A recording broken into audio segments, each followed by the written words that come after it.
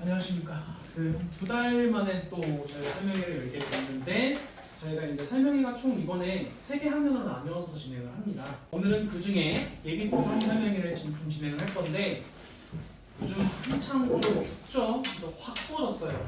그러니까 막 영하로 떨어진 날도 있고 0도, 1도 이럴 때도 있더라고요. 그래서 저처럼 그렇게 좀 추운 환경임에도 불구하고 또 여기까지 찾아주신 또 학부모님께 감사의 말씀을 좀 드리겠습니다.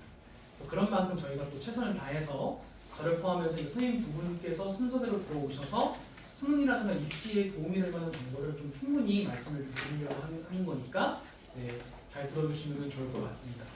지금부터 시작을 순서대로 하겠습니다. 이렇게 진행 차례가 나옵니다. 제가 맡게 된 파트는 맨 처음에 이제 그래도 이제 뭐 재원생이신 학부모님도 계시겠지만은 이번 계기로 처음 여기 오게 되신 분도 계시니까 저희 학원이 어떤 학원인지 그런 거 설명도 드리면서 동시에 이게 가장 중요한 부분 중에 하나죠. 겨울방학 때 어떻게 수업을 할 것인가, 그리고 주로 어떤 선생님들이 맡아서 하시게 됐는지를 설명을 드리고, 그 다음에 각자 세 번째, 네 번째가 두 선생님들이 순서대로 나누어서 수업을 이제 설명회를 진행하시는 부분입니다. 그래서 이제 수능 대비 방법과 함께 입시 논술 전략까지 이어지는 부분으로 차례가 결정이 좀 돼 있는데, 그 다음에 저희 자랑 하나 좀 하겠습니다. 좀 요란하게 나오는데 저희 학원에서 이제 수능 100점이 나왔습니다. 수능 100점. 홍천고 이번에 이제 3학년 졸업하는 친구, 심지어 이제 재수생도 아니고 현역생인데 또 국어 100점이 나왔어요. 물론 국어가 이제 수능이 작년보다는 좀 쉬워지긴 했습니다만 그래도 쉬운 시험에도 100점은 좀 어렵잖아요. 그래서 내가 이 친구 통해서도 좀 애들한테 동기부여도 많이 하고 있고 또 부모님들께도 많이 말씀드리고 있거든요. 그래서 이렇게 한 번 더 말씀을 드리는 거고요. 그 다음에 이제 저희 학원 소개. 네, 저희가 이제 항상 말씀드리는 부분이죠. 저희 학원이 뭐 가장 뭐 인원이 많고 뭐 대형 학원이고 이러진 않지만 그래도 가장 오래된 학원이다. 저희가 보통 이제 학원을 특히 이제 저나 이제 저희 그 대표님, 저희 원장님도 그렇고 보통 학원을 들어오세요. 네. 여기 두 개 다 좀 보이는 자리여서 요거 하나 받으신 다음에 여분 자리. 네네. 그래서 보통 저희가 이어서 말씀드리면 학원을 보통 이제 그 음식점, 식당에 많이 하거든요. 보통 이런 말이 있잖아요. 그러니까 이제 잘하는 사람이 있는 게 아니라 남아있는 사람이 잘하는 거다라는 말이 있어요. 사실 저희 잘하는긴 한데, 그러니까 저희는 적어도 지금 이제 올해로 따지게 되면 이제 27년째, 98년부터 이제 학원이 만들어졌으니까 굉장히 오래됐단 말이죠. 그렇다고 해서 오래됐다고 해서 막 고리타분하고 옛날 방식만 하고 이런 게 아니라 그때그때 교육 상황은 더 자주 바뀌었단 말이죠. 횟수로는 27년이지만 그보다 더 자주 바뀐 게 교육이잖아요. 거기에 맞춰서 저희 끊임없이 좀 바뀌어왔다. 그러니까 이제 하나의 회사가 뭐 이제 살아있는 유기체와 같이 계속 적응하고 변화되어 왔다. 그리고 앞으로도 이제 여러분 학부모님들을 위해서 끊임없이 또 변화하고 또 연구하고 계신 선생님들이 또 계시다라는 거를 이제 그 선생님들 대신에 제가 좀 말씀을 드리는 거고, 그렇게 이제 다방면에 나누어서 저희가 이제 여러 가지 측면으로 교육을 진행하고 있다는 단계를 넣어놓은 거고요. 네, 그 다음에는 이어서 예비고3 수업이라든가 선생님들이 어떤 선생님들이 구성이 되어 있는가 이 부분에 대한 얘기고요. 네, 이거는 우선 저희가 전체적으로 적용되는 학습 시스템입니다. 저희가 매번 쓰는 포맷이 있는데 제가 조금 바꿔서 한 페이지에 보기 좋게 좀 바꿔놨어요. 그래서 맨 처음에는 이게 이제 가장 기초 단계죠. 학생들이 혹은 이제 어머님들이 이제 알아보시다가 이제 저희 학원에 대한 얘기를 좀 많이 들으시기도 할 거고, 혹은 이제 주변 소개를 받으실 수도 있는데, 그때 가장 먼저 접하신 단계가 여기 1단계입니다. 그래서 지금 테스트 또는 성적표라고 되어 있는데 지금 이미 이제 예비 고3이시기 때문에 대부분은 이 후자의 방식으로 이제 준비를 하게 되죠. 여기에 이제 추가될 수 있는 부분은 최근에 봤던 모의고사 같은 거, 예를 들면은 이번에 신모, 고2 신모라든가 아니면 구모 같은 거, 그런 모의고사 성적표, 국어가 몇 등급이었는지보다 더 중요한 게 특히 그 통지표에 이렇게 비포 크기의 종이를 보시게 되면은 영역별로 몇 개 틀렸는지가 나와요. 그래서 화법, 말하기 듣기에서 몇 개 나갔는가, 쓰기에서 몇 개 나갔는가, 뭐 듣기는 없지만요. 그리고 이제 문학이라든가 이제 특히 독서 같은 경우도 뭐 예를 들어서 뭐 추론 문제에서 몇 개 틀렸는가, 이렇게 이제 분야가 나뉘어져 있죠. 그 부분을 토대로 학생별로 뭐가 부족한지를 저희가 이때 정하게 된다라고 생각하시면 돼요. 그리고 이제 그 영역적으로 또 설명을 드리게 되면은 문학 같은 경우도 그냥 단순히 문학으로 묶을 수도 있지만 현대문학, 고전문학이 또 나뉘고 그리고 고전, 현대도 각각 시가, 산문, 시, 소설로 나뉜단 말이죠. 그 이외에 수필이라든가 극문학도 있는 데다가 심지어 요즘 트렌드가 또 뭐죠?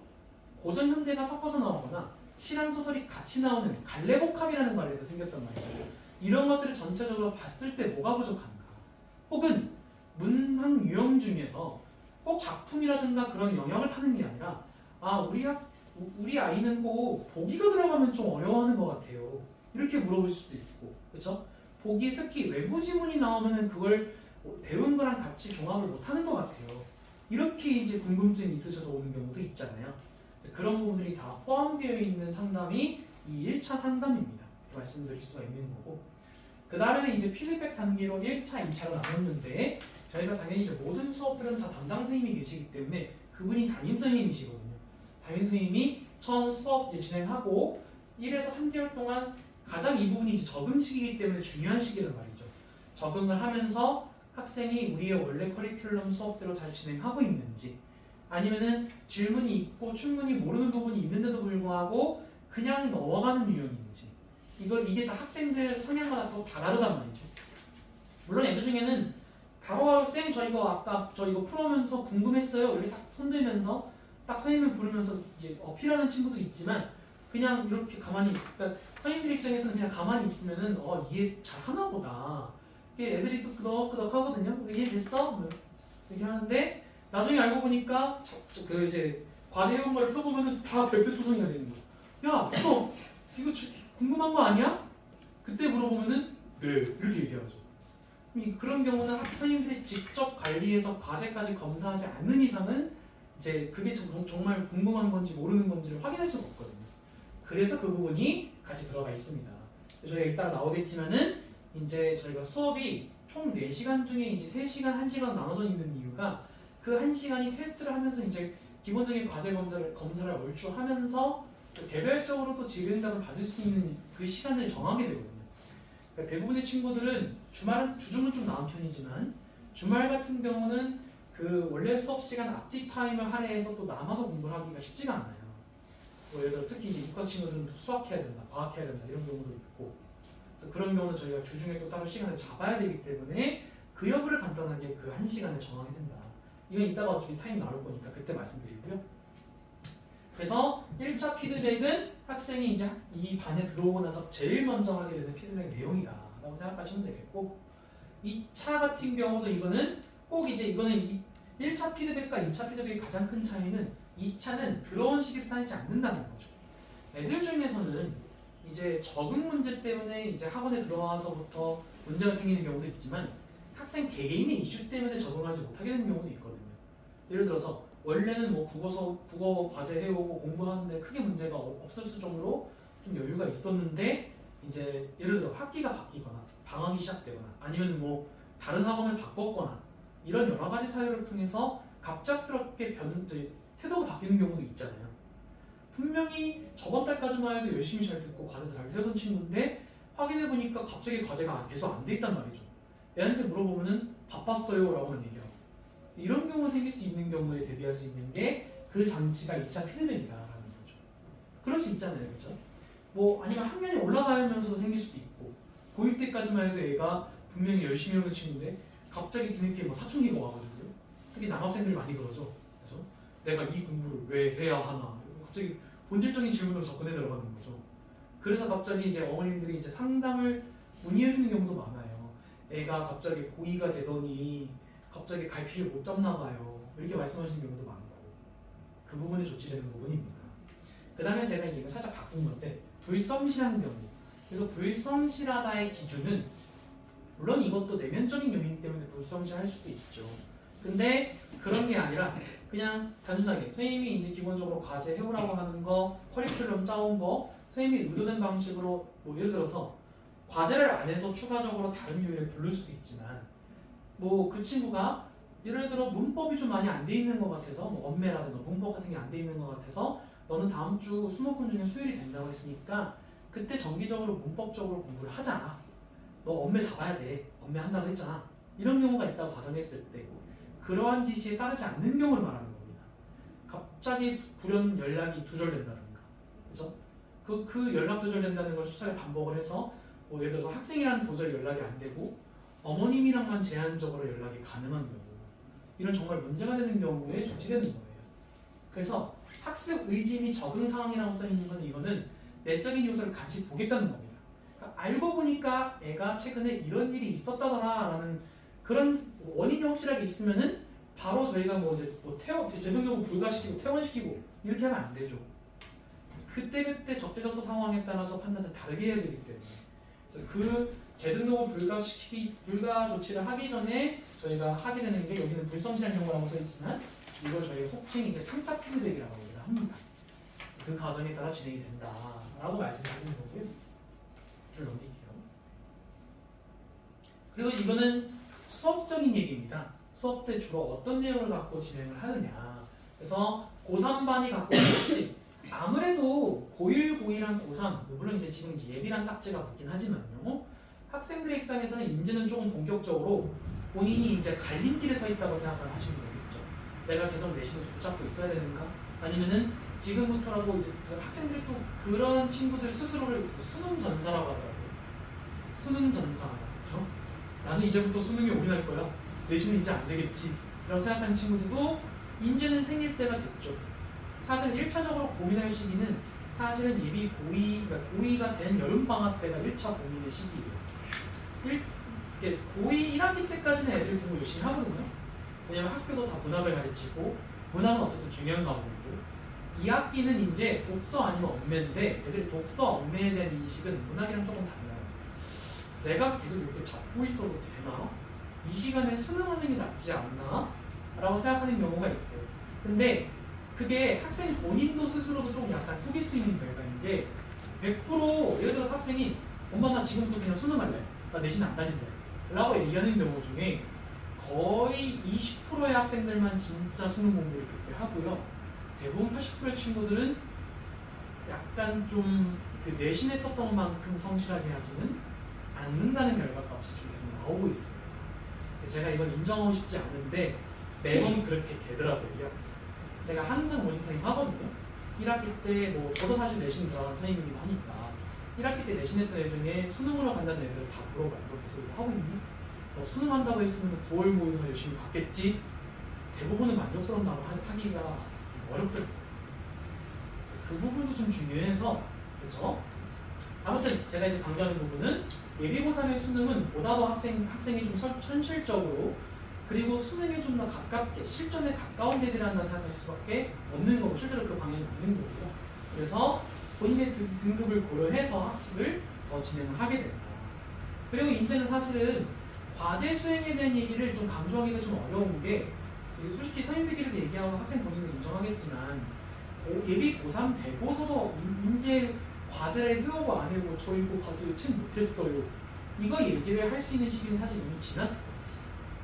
고3이 됐는데도 아직까지 과제를 해오고 안 해오고 얘기한다는 것은, 그러니까 차라리 그런 얘기를 해야 한다는 거죠. 쌤, 제가 원래는 과제를 꾸준히 해야 되는 게 맞는데 그리고 열심히 해오고 있는데 제가 아무래도 이과생이다 보니까 이제는 과학 공부를 좀 해야 돼요. 그래서 과제를 조금 조절할 수 있을까요? 본인이 이렇게 얘기하는 게 맞는 식인 거죠. 제가 과제 못 해왔어요가 아니라, 어떤 뉘앙스 차이인지 좀 아시겠죠? 거기에 맞춰줘서 저희가 이제 고3반만의 특징이 존재한다라고 써 있는 겁니다. 그래서 이제 EBS 연비교재, 이거 당연하게 특히 요즘 수능 트렌드에 따라서는 그럴 수밖에 없죠. 지금 특히 이제 전체적으로 난이도가 쉬워지고 있기도 하고, 이제 킬러 문항이 배제된 준킬러 문항이 나옴에 따라서 결국은 EBS를 포함한 EBS 연비교재의 연비율이 높아질 수밖에 없어요.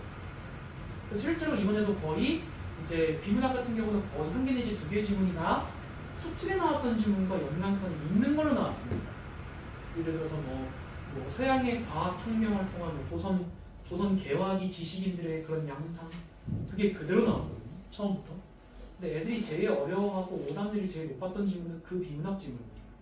그러니까 수특을 풀고 안 풀고가 중요한 게 아니라 수특을 푸는 건 이제 당연하게 된 거죠. 수특을 안 풀면 안 되는 상황이 우선 된 거고, 그렇죠? 그리고 선택 과목을 선정하고 직접 집중학습을 하겠다는 건 저희가 수업 때 여기 써 있죠. 화작 업매를 다 하겠다는 의미입니다. 많이 들어보세요. 그러니까 과제 이거 받으시고요. 아마 요 앞에는 다 카메라가 보여서 뒷자리가 나시겠어요. 그래서 문학 비문학 공동 수업을 하고 화작 업매를 선택 수업을 한다. 그래서 저희가 딱 이렇게 말씀드릴 수 있는 거죠. 4시간 중에 3시간은 이제 문학 비문학 선택을 다 합니다. 이게 기존 학년들과의 큰 차이예요. 저희가 보통 고2 때까지만 하더라도 문학 독서 공통 과목 위주로 하지 선택 과목을 넣지 않거든요. 근데 지금 시기 때부터 슬슬 애들이 엄매 화작이 좀 꽤 중요해지기 시작했고, 특히 이번에 수능 표점 같은 것들 고려했을 때 딱 확실하게 말씀드릴 수 있는 게 화작 100점이 엄매 98보다 표점이 낮거든요. 그러니까 표점이라는 게 이제 제가 항상 계속 말씀드리는 게 이제 표준 점수라는 말인데, 이게 사실은 이제 거의 문제의 난이도를 표현하는 지표예요. 그래서 쉬운 모의고사의 경우는 표점이 낮아요. 같은 1등급이어도. 어려운 모의고사일수록 표점이 높거든요. 그래서 작년 수능보다 올해 수능이 100점 표점이 다 낮아요. 1등급도 그렇고. 근데 이 표준 점수가 화작 100점이 엄매 98보다 낮다는 거는 생각보다 화작이 표점을 많이 세이브를 보장을 못 해준다는 뜻이에요. 근데 그런데 이상한 게 또 화작 엄매의 등급 차이가 크게 없거든요. 한 2점 정도 차이밖에 없어요. 그렇다고 화작이 그만큼 어마무시하게 쉬웠느냐? 그건 아니거든요. 그래서 학생들이 화작 엄매 중에 무엇을 선택하는지가 굉장히 중요하게 됐어요. 그렇기 때문에 그만큼 엄매가 아직까지는 가치가 좀 높은 거고, 그러니까 설령 문학이라든가 비문학 공통 영역을 다 만든다고 하더라도, 심지어 화작을 다 만든다고 하더라도 때에 따라서는 엄매 하나 틀린 것보다 불리할 수가 있다. 이게 시사하는 바가 굉장히 크죠. 그러니까 엄매 98이면 이제 1점 틀린 거잖아요. 그죠? 엄매 같은 데서 1점 틀린 거죠. 그런 것보다도 낮은 거예요. 100점 다 맞아도. 이렇게 되는 거죠. 이게 사실은 난이도가 어려워지면 좀 해결되는 문제긴 하거든요. 난이도가 높아진다는 것은 표점이 높아진다는 거니까 웬만하면 화작 만점이 엄매 98보다 낮지 않아요. 이번에는 원체 쉬웠다는 거는 잘하는 학생들 사이에 그런 이제 구분이 안 된다는 거잖아요. 사실은 표점 소수점 1점, 2점 갖고 갈릴 수가 있는 거죠. 이게 사실은 뭐 중상위권, 그냥 일반 상위권 친구들은 해당되지 않는 상황인데, 예를 들어서 의대라든가 서울대 같은 최상위권을 노리는 학생들한테 굉장히 중요한 요소라는 거죠. 그래서 어쨌든 선택 과목 선정 부분이 굉장히 중요해집니다. 이렇게 설명될 수 있겠습니다. 그 다음에는 이제 추가적인 수업 방식. 이건 조금 더 세부적으로 각 영역별로 제가 나눈 거예요. 그래서 문학은 EBS 연계 교재. 그렇죠? 지금 계속 이제 저를 포함한 선생님들이 좀 눈여겨보고 있는 포인트가, 특히 이제 중요한 모의고사 6월 369 모의고사가 제일 중요하거든요. 거기 모의고사에 이번 수특에 들어있었던 문학 작품이 그대로 들어가는 경우가 많았어요. 이게 좀 중요한 포인트였다. 그렇죠? 대신에 이런 부분이 이제 난이도를 낮추는 요소가 되는 거죠. 봤던 작품이 또 나오니까. 사실 고3 지금 이제 이미 이제 올해 수능을 봤던 고3 애들 치고 수특을 안 풀어본 친구들이 얼마나 될까요? 다 한 번씩은 무조건 봤단 말이죠. 최소 학교를 통해서도. 학교가 왜냐면 1학기부터 이제 수특을 하니까. 그렇죠? 그런 부분. 그래서 EBS 연계 교재는 정말 뗄 수가 없다. 그래서 수특 수완으로 이루어지는 테크가 되는 거죠. 보통 수특이 1월에 나오고 수완이 한 6월쯤 나오거든요. 그래서 수특 수완은 당연히 끼고 들어가는 유형의 커리큘럼이 완성이 될 수밖에 없는 거고, 그 다음 비문학, 제가 아까 말씀드렸던 준킬러 문학 유형 학습. 그래서 지금 비문학은 지문보다는 문제가 중요해진 추세가 됐어요. 작년과 올해 가장 큰 난이도의 차이는 뭐냐면은 문제가 쉬워요. 올해는. 작년에는 지문이 쉬워졌네 였고요. 올해는 지문도 쉬운데 문제도 쉽네로 바뀐 겁니다. 이게 지금 이제 작년과 올해, 작년과 올해의 등급컷 차이가 거의, 점수 차이가 거의 4.5점 차이가 나오거든요. 4에서 5점 정도 차이. 작년은 89, 올해는 93에서 95 이렇게 얘기가 나오고 있으니까 그 차이가 사실은 저는 이제 문학으로 나뉜다고 보고 있는 거죠.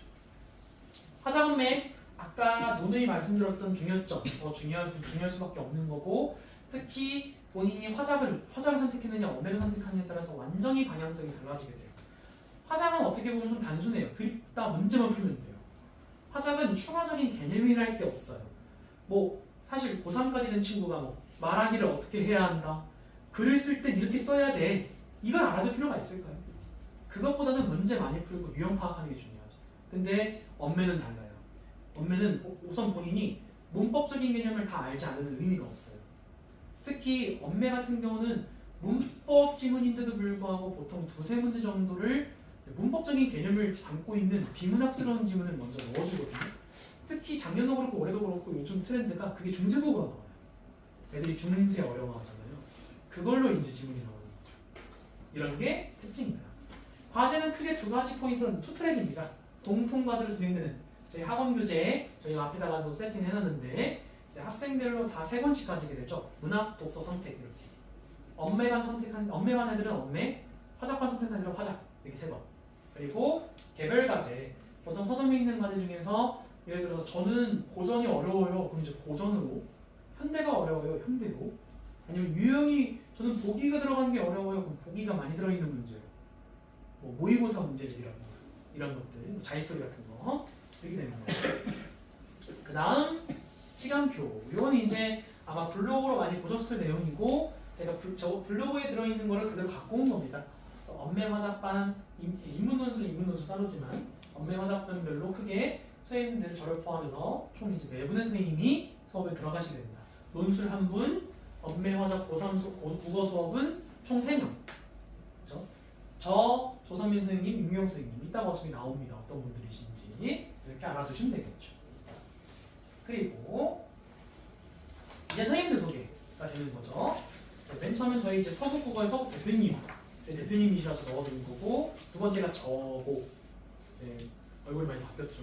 바뀌긴 했는데 본질은 똑같으니까 본질은. 네. 그리고 나오는 게 윤경수, 조선민 선생님 이렇게 4분이 국어과이신 거고 뒤에 나오는 송건희 선생님이 이따가 마지막 3부를 맡게 되실 선생님이시고 논술 선생님이시고 이따가 입시 논술을 같이 설명해 주실 겁니다. 이렇게 되는 겁니다. 자, 상세 프로필 이거는 한번 그냥 저희가 한번 찬찬히 보시라고 제가 넣어놓은 거니까 한번 확인해 보시면 될 것 같아요. 네. 세부적인 사항도 다 써 있으니까요. 네. 선생님까지 이렇게 들어가 있고 그 다음에가 이제 이어서 조선민 선생님이 설명하시게 될 수능 대비 방법입니다. 요거를 이제 이어서 해주실 거니까 잠깐 기다리시면 바로 들어오실 겁니다. 이어서 네, 설명 들으시면 될 것 같아요. 안녕하십니까. 저는 이제 고3 수업하고 있는 충성 조성민이고요. 제가 준비한 자료가 어머님 그거입니다. 네, 그 흰색 바탕에 검정색 글씨 있는 그거입니다. 그거를 같이 봐주시면 될 것 같고요. 만약에 이제 뭐 간단하게 필기가 필요한 부분은 뭐 이렇게 하시라고 드린 거라서 뭐 거기다 자유롭게 해주시면 됩니다. 제 소개는 그 앞장에 제가 실어놨어요. 그래서 저는 지금 이제 수능만 강의를 하고 있는 강사입니다. 지금은 이제 메가스터디 2군데에서 강의를 하고 있고요. 이제 올해 이 2군데 분당이랑 신촌을 제가 출강 중인데 2군데 다 제가 강의 평가 1등입니다. 네, 제가 지금 현재로서는 수능 강의에서 가장 근접해 있는 강사 중에 한 명입니다. 그래서 그런 걸 좀 말씀을 드리고 본격적인 얘기를 하도록 하겠습니다. 필요한 부분을 제가 좀 쓰면서 해야 될 것 같아서 판단을 좀 하겠습니다. 일단은 저는 이제 뭐 앞서서 뭐 프로그램이나 이런 설명을 잘 드린 것 같아서 저는 이제 수능 국어만 얘기할 건데요. 아이들이 이제 고3에 올라가면 많이 이제 힘들어하는 게 뭐냐면 성격이 너무 달라요. 애들이 17년 동안 내신 공부만 하거든요. 그리고 언제까지 내신 공부를 주로 하냐면 3학년 1학기까지 합니다. 그게 끝나는 시점이 7월 말이에요. 그래서 아이들이 수능이랑 내신이 정말 다른데 수능형 사고로 실제로 공부하는 게 몇 개월 안 됩니다. 그래서 애들이 수능 끝나갈 때쯤 하면 이제 그때 가서 뭐라고 하냐면 이제 좀 알 것 같다 그래요. 그게 저는 되게 안타깝죠. 실제로 어머님들이 이제 잘 아시다시피 1등급을 수능에서 받으려면 아이들이 4% 받아요. 지금 작년 같은 경우에 최근에 이제 통계를 보면 한 50만 명 정도가 보거든요. 그 중에 현역은 40만 정도 되고요. 재수생이 한 10만입니다. 재수생이 현역의 4분의 1밖에 안 되는데 이 4%를 재수생이 90%를 차지하고 있어요. 그럼 이 말은 뭐냐면 압도적으로 재수생이 강세라는 말이죠. 그러니까 어쩔 수 없습니다. 그러니까 왜 어쩔 수 없냐면 아까 말씀드렸다시피 내신형 사고를 하고 있다가 수능형 사고로 이 바꾸는 기간이 제가 봤을 때 한 6개월 정도 걸립니다. 애들이 알만하면 그때 수능 보러 가요. 이게 우리 이제 교육 체계상 재수생이 수능이 훨씬 유리한 이유죠. 그럼 내신과 수능이 어떻게 많이 다르냐? 가장 간단하게 말씀드리면 아이들이 이제 기존까지 공부라고 믿었던 내신은 대부분 범위가 있죠. 여기서부터 여기까지 외워서 반복하고 암기해서 들어가면 얼추 점수 맞습니다. 뭐 물론 수능형 문제라고 되어 있긴 하지만 뭐 새로운 걸 만날 수도 있지만 적기도 하고요. 그 분량이. 그리고 내신과 연계된 거라서 아주 새롭다는 느낌은 안 들어요. 근데 수능은 45문제가 늘 새롭습니다. 그러니까 아이들이 범위가 없는 걸 매번 만나서 어떻게 그렇게 똑같은 과정대로 풀어야 되는지 그게 되게 참 어렵거든요. 그래서 아이들이 내신과 수능을 구분해서 공부를 하지 못하면 그리고 수능형 사고를 가지고 공부하지 못하면 끝까지 헤매다가 점수는 좀 안 나오고 공부가 뭔지 모르고 앉아있긴 하는데 제일 안타까운 경우죠. 시간은 보내는데 점수는 안 나오는 경우가 참 많았습니다. 그래서 내신과 수능이 확실하게 다르니까 연대까지 기존에 뭔가 범위가 있어서 암기했던 거 말고 수능 형태의 공부를 오늘은 이제 어떻게 해야 되는지 되게 구체적인 이야기를 좀 예시를 들어가면서 드리도록 하겠습니다. 제가 이제 오늘 크게 말씀드릴 거는 4가지예요. 첫 번째가 이제 커리큘럼에 대한 이야기를 좀 하겠습니다. 커리큘럼이요. 대부분 학원에서 저거는 사실 수능국어 커리큘럼은 정답이 있습니다. 그래서 그 정답부터 제가 좀 적어드리면 크게 이제 한 4등분 할 거예요. 보통 1월달 딱 들어가면 언제까지 이제 한 2월 마지막까지 3월 초반까지는 보통 기출 분석합니다. 이거는 지금 제가 적는 커리큘럼은 전국 어딜 가나 뭐 인강이든 뭐든 다 똑같습니다. 말만 좀 다를 뿐 이때 기출 분석하는 건 누구나 다 똑같아요. 기출 분석합니다. 그 다음에 두 번째로는 이제 3월부터 나면 이제 개강을 하죠. 학교는 개학을 하고 아이들은 내신 준비를 하게 돼요. 그리고 이와 동시에 EBS라는 연계 교재가 출간됩니다. 그래서 이때는 내신과 함께 6월까지 한 5월 중순까지죠. 한 5월 중순까지는 내신도 해야 되고 EBS 정리도 해야 되기 때문에 EBS를 정리하는 수업을 많이 합니다. EBS를 정리하는데 이게 사실 분량이 꽤 많아요. 네. 뭐 이렇게 강수로 작품수로 따지면 230개 이렇게 됩니다. 꽤 많죠. 그게 되게 아이들 범위에도 들어가고 이게 연계되기 때문에 공부를 또 안 할 수는 없어요. 그래서 대부분의 강좌는 이렇게 구성이 되고요. 그 다음에 잠깐 한 2, 3주 정도는 6월 모의고사 대비를 위해서 잠깐 실전 연습을 합니다. 사실 이때 실전 연습은 아이들한테 크게 도움은 안 될 거예요. 왜냐면 아직 아이들은 실력이 무르익지 않았고 전략을 가지고 활용할 만한 아직 실력은 만들어지지 않았어요. 그래서 그 과정에서 최대한 이제 전략을 만들어보는 육모 대비를 보통 많이 합니다. 이때 한 2주 정도 하게 되고요. 그 다음에 이제 육모가 끝나면 피드백한 다음 6월 한 중순부터는 다시 EBS 이제 2 수능 완성이 나오거든요. 그래서 다시 EBS 정리를 또 시작합니다. 언제까지 하냐면 7월 말까지 마무리합니다. 얘는 분량이 되게 많은데요. 책 3권이거든요. 근데 얘는 책이 딱 한 권으로 끝나요. 그래서 얘는 보통 한 3달 정도 잡고요. 얘는 한 달, 한 5, 6주 정도 이렇게 잡으면 커리큘럼이 완성이 됩니다. 그럼 이때부터 이제 뭐 하면 되냐? 이때부터는 이제 8월 달이죠. 8월 달부터는 보통 학생들이 이제 파이널이라고 부르는 기출 실전 모의고사. 그리고 이때 EBS 정리했던 거를 이제 복습하면서 나머지 시간을 보내게 되죠. 이 커리큘럼은 정답입니다. 전국 어딜 가나 말만 좀 다르지 다 이렇게 결정이 되어 있어요. 어쩔 수 없습니다. 수능 국어는. 근데 문제점은요. 커리큘럼은 언제 뭘 해야 되는 정답은 알려주거든요. 근데 아이들이 이거 해? 그러면 정말 기출을 그냥 풀어요. 작년에 재수생들도 한 6월 달쯤 와가지고 제가 기출을 2번 돌리는데요. 3번 돌렸는데요. 이렇게 얘기를 하더라고요. 그래서 제가 물어봤어요. 기출 돌릴 때 뭐 해? 목적이 뭐야? 아무도 대답을 못합니다. 그러니까 아이들은 해야 되니까 하는 거예요. 기출을 보면서 뭘 해야 되겠다가 없습니다. 기출은 수단이거든요. 이 기출을 수단을 통해서 결국 내가 달성하고자 하는 목적이 있고 이 목적을 달성하려면 기출을 보는 방법이 필요한데 크게 고민하지 않아요. 그냥 하라니까 해요. 애들은. 그래서 제가 말씀드리고 싶은 건 커리큘럼 자체가 중요한 건 아닙니다. 커리큘럼은 이미 정답이 다 나와 있어요. 그럼 아이들에게 진짜 필요한 건 이건 수단이니 어떤 방법을 통해 어떤 걸 취할 거야를 되게 구체적으로 알려줘야 돼요. 생각보다 아이들이 잘 몰라요. 왜냐면 혼자 공부해 본 적이 많이 없고 아까도 말씀드렸다시피 수능은 완전 다른 세계거든요. 당연히 못하는 게 맞죠. 그래서 저는 이제 이런 것들을 짚어주는 사람이고 이런 것들을 가이드해주는 사람이죠. 그래서 커리큘럼은 그렇게 결정이 될 겁니다. 이거는 이제 이따가 제가 이제 구체적인 이야기들과 함께 예시를 좀 보여드리겠습니다. 첫 번째 과정은 이런 게 이제 있고요. 그 다음에 두 번째 독해력에 대한 이야기인데 사실 독해력이 수능에서 사용하는 독해력과 일반 사람들이 이제 상식적으로 이야기하는 독해력은 좀 제가 생각할 때는 좀 달라요. 일반 상식선에서의 독해력은 그냥 잘 읽고 문제를 잘 푼다거든요. 근데 제가 지금 올해 14년째 강의를 하고 있는데 1년에 평균 한 7, 800명 정도를 현장에서 만나요. 그럼 대략 한 10,000명 정도 되거든요. 제 기억에 딱 둘이 있었어요. 천재에 가까운 친구. 그냥 읽고 풀었더니 정답이 100점 이렇게 나오는 친구들은 독해력을 가지고 있는 친구들이에요. 그게 유전이든 아니면 책과 오랜 시간 친하게 지내서 뭔가 생긴 거든 되게 독해력이라 일반 상식선의 독해력은 1년이라는 시간에 절대 불가능합니다.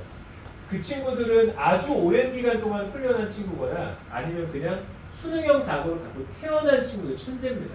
근데 우리 아이들이 이걸 기준 삼을 수는 없겠죠. 그러니까 일반 상식에서 말하는 독해력은 수능에서는 만들기 되게 어려워요. 그래서 올해 이제 100점 맞은 친구 제가 2명의 예시가 이제 기억나는데 한 명은 제가 아까 2명 봤다고 그랬잖아요. 그게 올해 한 녀석이 있었어요. 천재입니다. 80분 공부 문제 풀거든요. 그 친구는 50분만 풀고 이렇게 자요. 근데 100점이 늘 나와요. 사실 그 물어봤어요. 너는 왜 학원 왜 나와? 했더니 이거라도 하려고요. 자료는 받고 공부는 해야 되는 느낌은 가지고 싶은 거예요. 불안하니까. 근데 그 친구는 학원이 필요하지 않았어요. 그리고 전혀 터치하지 않았어요. 그냥 천재입니다. 또 하나는 친구는 이 친구도 늘 100점을 맞아요. 이 친구는 작년에 약대 붙었다가 올해 의대 가겠다고 재수했던 친구인데 여학생 중에 하나인데 이 친구는 저한테 100점 맞은 시험지를 딱 끝나고 들고 오는데 이미 1번부터 45번까지 내가 이 글을 읽었을 때 사고, 주안점, 근거내는 방향을 본인이 풀었던 그대로 다 적어놔요. 그리고 저랑 비교하러 와요. 선생님 제가 이거 이렇게 읽었고요. 이 문제 이렇게 근거냈는데 선생님 생각은 어떠세요? 그러니까 그 친구는 만들어진 천재죠. 제가 추구하는 건 독해력은 되게 오래 걸리는 영역인 제가 추구하는 천재는 이 친구입니다. 이런 천재가 필요해요.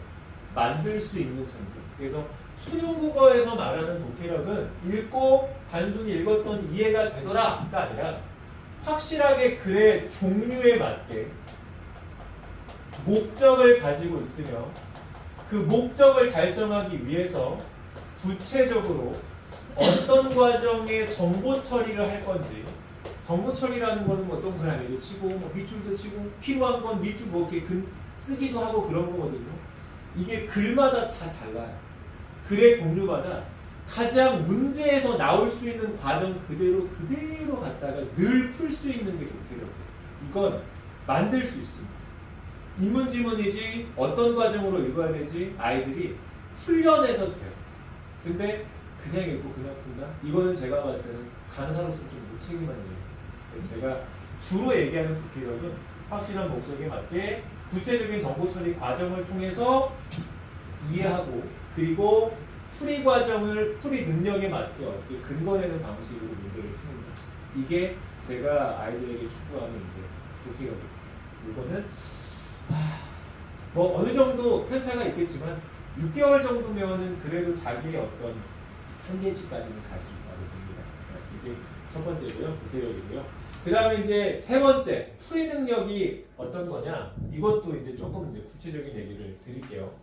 예시가 하나 들어드리면 가장 어려운 영역은 기본적으로 독서라는 평가를 받습니다. 독서는 결정이 되어 있어요. 3, 4, 4, 6. 3문항짜리 한 지문, 4문항짜리 2지문, 6문항짜리 한 지문으로 이미 수능의 체계는 결정되어 있습니다.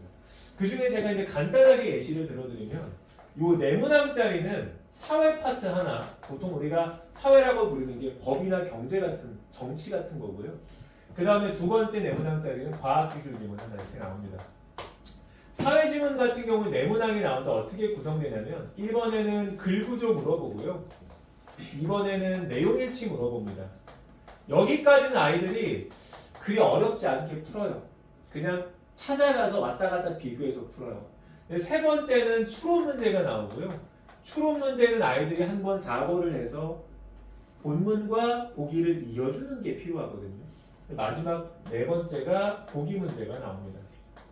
이렇게 크게 네 가지로 구성이 되어 있어요.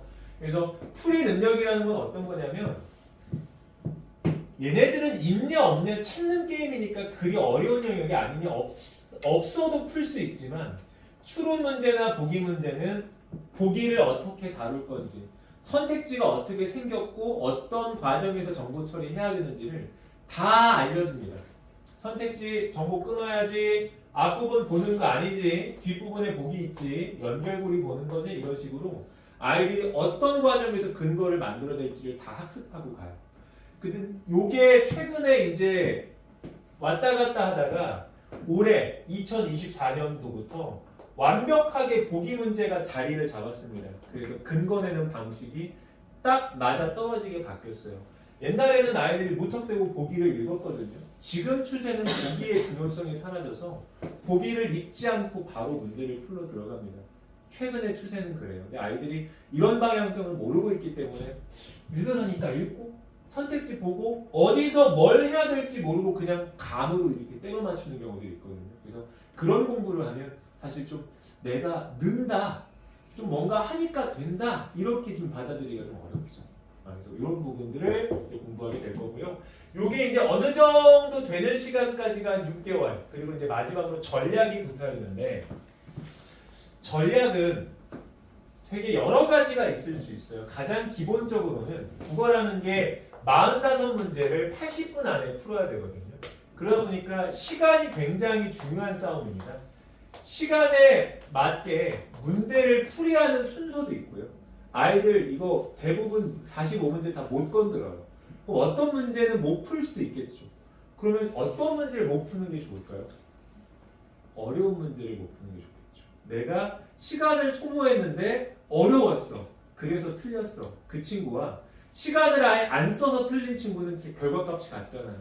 그럼 어떻게 순서를 결정해서 어려운 문제를 뺄 건지 본인의 어떤 약점과 강점을 가지고 어떤 문제를 순서로 풀 건지 뭘 버릴 건지 그래서 문제풀이 순서와 함께 어떤 문제를 선택하고 어떤 문제를 버릴 건지 이런 것도 다 전략 안에 포함됩니다. 하나하나 이게 인생 걸고 보는 시험인데 호락호락하게 대충 보고 이런 건 없습니다. 다 하나하나 전략과 함께합니다. 문제풀이 순서도 있고요. 그 다음에 이제 두 번째로는 전략 중에 가장 중요한 게 저는 오답을 어떻게 해결할 건지인데 보통 아이들이 어느 정도 경지에 이르면 5개 중에 한 3개는 알겠는데 2개가 나중에 남아요. 이런 거 시간 있는 친구들 끝까지 고민해서 하나 걸고 맞춰야 될 거 아니에요. 이런 것들도 전부 다 전략이 필요해요. 대부분 이런 문제들의 특징은 이거 한 문제만 가지고 딱 깔끔하게 떨어지지 못하면 다른 문제에서 힌트를 얻는 경우들도 많거든요. 보기를 활용한다거나 글구를 활용한다거나 이런 식으로. 그래서 이런 전략들을 다 모으고 모아서 시험장에 가는 거죠. 전략이 없으면 어떤 문제가 벌어질 수 있냐면 경우에 따라서 편차가 되게 많이 생길 수 있어요. 하지만 전략을 갖고 있는 친구들은 이미 결정된 순서에 따라 문제를 풀고 버리는 것이 거의 결정되어 있기 때문에 되게 능동적으로 대처할 수 있죠. 맞아 이거 버려야 되지. 시간이 지금 얼마나 지나가네. 아 내가 늦구나. 어떤 선택지를 취해야 되지? 이런 게 다 학생들마다 전략으로 가지고 있게 될 겁니다. 그래서 국어는 사실은 이제 크게는 이 네 가지를 어떻게 얼마나 완벽하게 다루는가가 사실은 궁극적인 싸움 같아요.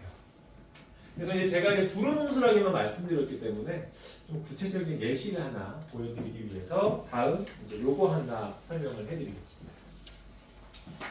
작년에 24년도에 올해죠. 올해 6월 모의고사입니다. 문학에서는 가장 어려웠다라는 평가를 받고 있고요. 가장 어려운 문제인데 제가 설명을 드릴 거예요. 어머님들도 한번 이해해 주시고 정답인 것 같으면 한번 골라보시면 좋겠습니다. 일단 이제 아이들이 훈련할 때 문학은 보기를 먼저 보라고 해요. 근데 이 보기를 먼저 볼 때도 아이들이 어떤 정보에 집중해야 될지가 필요하거든요. 그래서 저는 이제 보기 같은 경우는 이 정보에 집중하라고 합니다. 자, 문학을 들어가는데 지문부터 읽는 게 아니라 보기부터 보고 보기를 통해서 할 일 첫 번째는 상정태를 찾게 돼요. 상황, 감정, 그리고 태도입니다. 저 많은 글 중에 상황, 감정, 태도만 딱 뽑아서 그 틀 만들고 그대로 읽으면 되거든요. 그 틀 제가 한번 보여드릴게요. 자, 여기 이제 가나가 함께 묶여있는 시인데 지금 제가 준비하는 건 가시거든요. 가에 대한 이야기만 한번 읽어보겠습니다. 자연과 절대자는 각각 인간에게 안식을 주거나 인간과 세계를 규정하는 중요한 증거로 인식되어 왔다. 그럼 자연이나 절대자인 신은 안식을 주는 존재니까 긍정적인 존재겠죠. 사람에게 편안함을 주니까요. 가는 지금부터 한번 읽어볼게요. 세속의 일상을 떠나 자연에 들어온 화자가 여기까지가 아이들이 잡아야 될 상황입니다. 가에서 말하는 사람은 지금 어떤 상황이니? 라고 물어보면 선생님 세속을 떠나서요 자연에 들어온 상황입니다 이렇게 갖는 거겠죠. 근데 여기서 단서는 아까 자연은 안식을 주는 거니까 긍정적인 존재고 세속을 떠나고 싶어 했기 때문에 세속은 뭔가 부정적인 이미지로 그려야 된다는 겁니다. 아이들이 여기까지는 할 수 있을 거예요. 그리고 이제 상황이 나왔습니다. 이제 감정과 태도 정보가 있으면 찾아볼 건데 여기 이런 표현이 있습니다. 화자가 점차 자연에 동화되어 가는 과정과 심리 상태를 그리고 있다. 동화는 한 몸이 되는 거거든요. 그럼 세속에 있다가 자연에 와서 야 자연에 오니까 너무 좋네. 한 몸이 되는 느낌을 받는 거. 요게 감정 중에 하나겠죠. 그럼 가시는 이런 식입니다. 안 좋은 세속을 떠나 자연에 들어온 사람이 자연과 한 몸이 되는 걸 느끼는 시. 요게 딱 끝났으면 요걸 이제 읽으러 갈 건데 요걸 읽을 때 아이들이 옛날에 내신할 때는 막 여기다가 막 뭐 써요. 표현상의 특징 막 뭐 쓰는데 수능은 그렇게 보지 않고요. 읽는 과정에 딱 하나만 할 겁니다. 시어의 의미만 볼 거예요. 시어가 어떤 의미가 들어있니? 근데 아이들이 시어의 의미를 구체적으로 잡으면 어렵기 때문에 긍정적인 의미입니까? 부정적인 의미입니까? 요것만 딱 나눌 겁니다. 읽는 과정에서. 제가 한번 읽어볼게요. 손은 들고 떠나갈 미련은 없다. 며칠째 청산에 와서 발을 푸니 여기 청산이 우리가 정리한 바에 따르면 지금 화자는 자연에 와 있다 그랬고 청산에 와 있으니까 청산이 자연이겠네요. 그럼 청산은 안식을 주는 거니까 긍정적 존재일 겁니다. 이렇게 읽는 거. 아이들이 이걸 훈련하고 갈 겁니다. 흐리던 산길이 잘 보인다. 그럼 옛날에는 산이 뭔가 흐렸는데 이제 잘 보인다는 표현은 잠깐만 자연과 한 몸이 되어서 조금 익숙해져서 그런 거 아닐까? 이렇게 잡아가는 거죠. 구체적인 의미가 아니라 보기에서 하나는 그대로 갈 겁니다. 상술이 열매를 주며 인가를 내려다보고 자 인가는 잠깐만 자연이 아니라 내가 올라온 곳이니까 세속에 위치하겠네요. 이렇게 쓰다듬 편지 구절과 버린 칫솔을 생각한다. 그렇구나. 인가를 떠올리는 중이구나. 자연에서 인가를 떠올리고 있다. 난방을 가다가 길을 놓치고 두어 번 허우적거리는 여울물 자연 속에 들어와 있네요. 산 아래 떼까치들이 몰려와 모든 야성을 버리고 들 가운데 숨겨내준다. 이게 자연의 모습이네요. 긍정적인 모습이겠죠. 자, 요거 이제 A까지만 한번 읽어볼게요. 길을 가다 자주 뒤돌아보게 하는 요 표현 한번 잘 봐주세요, 언니들. 30번을 다져두고 30번이나 포기했던 관습들의 A가 걸려있죠. 관습을 물어보겠다는 뜻이잖아요. 어머님께 물어보세요. 관습은 긍정적인 의미로 썼을까요? 부정적 의미로 썼을까요? 아이들이 대부분 다 부정이라고 얘기하거든요. 다시 한번 읽어볼게요. 30번을 다져둔 건 어떤 거죠? 너무 하고 싶은 거예요. 나 저거 해야지라고 30번이나 했던 거예요. 하지만 상황이 여의치 않았죠. 그래서 많이 포기했던 겁니다. 그럼 지금 이 사람이 하고 싶은 건 뭐죠? 자연에 들어오는 거죠. 관습은 자연에 오고 싶었던 마음 그 자체를 말할 거예요. 긍정적 의미로 쓴 겁니다. 그렇기 때문에 이제 요걸까지 가지고 32번을 푸실 수가 있는 건데요. 32번 한번 봐주시면 제가 이거 프린트가 없어가지고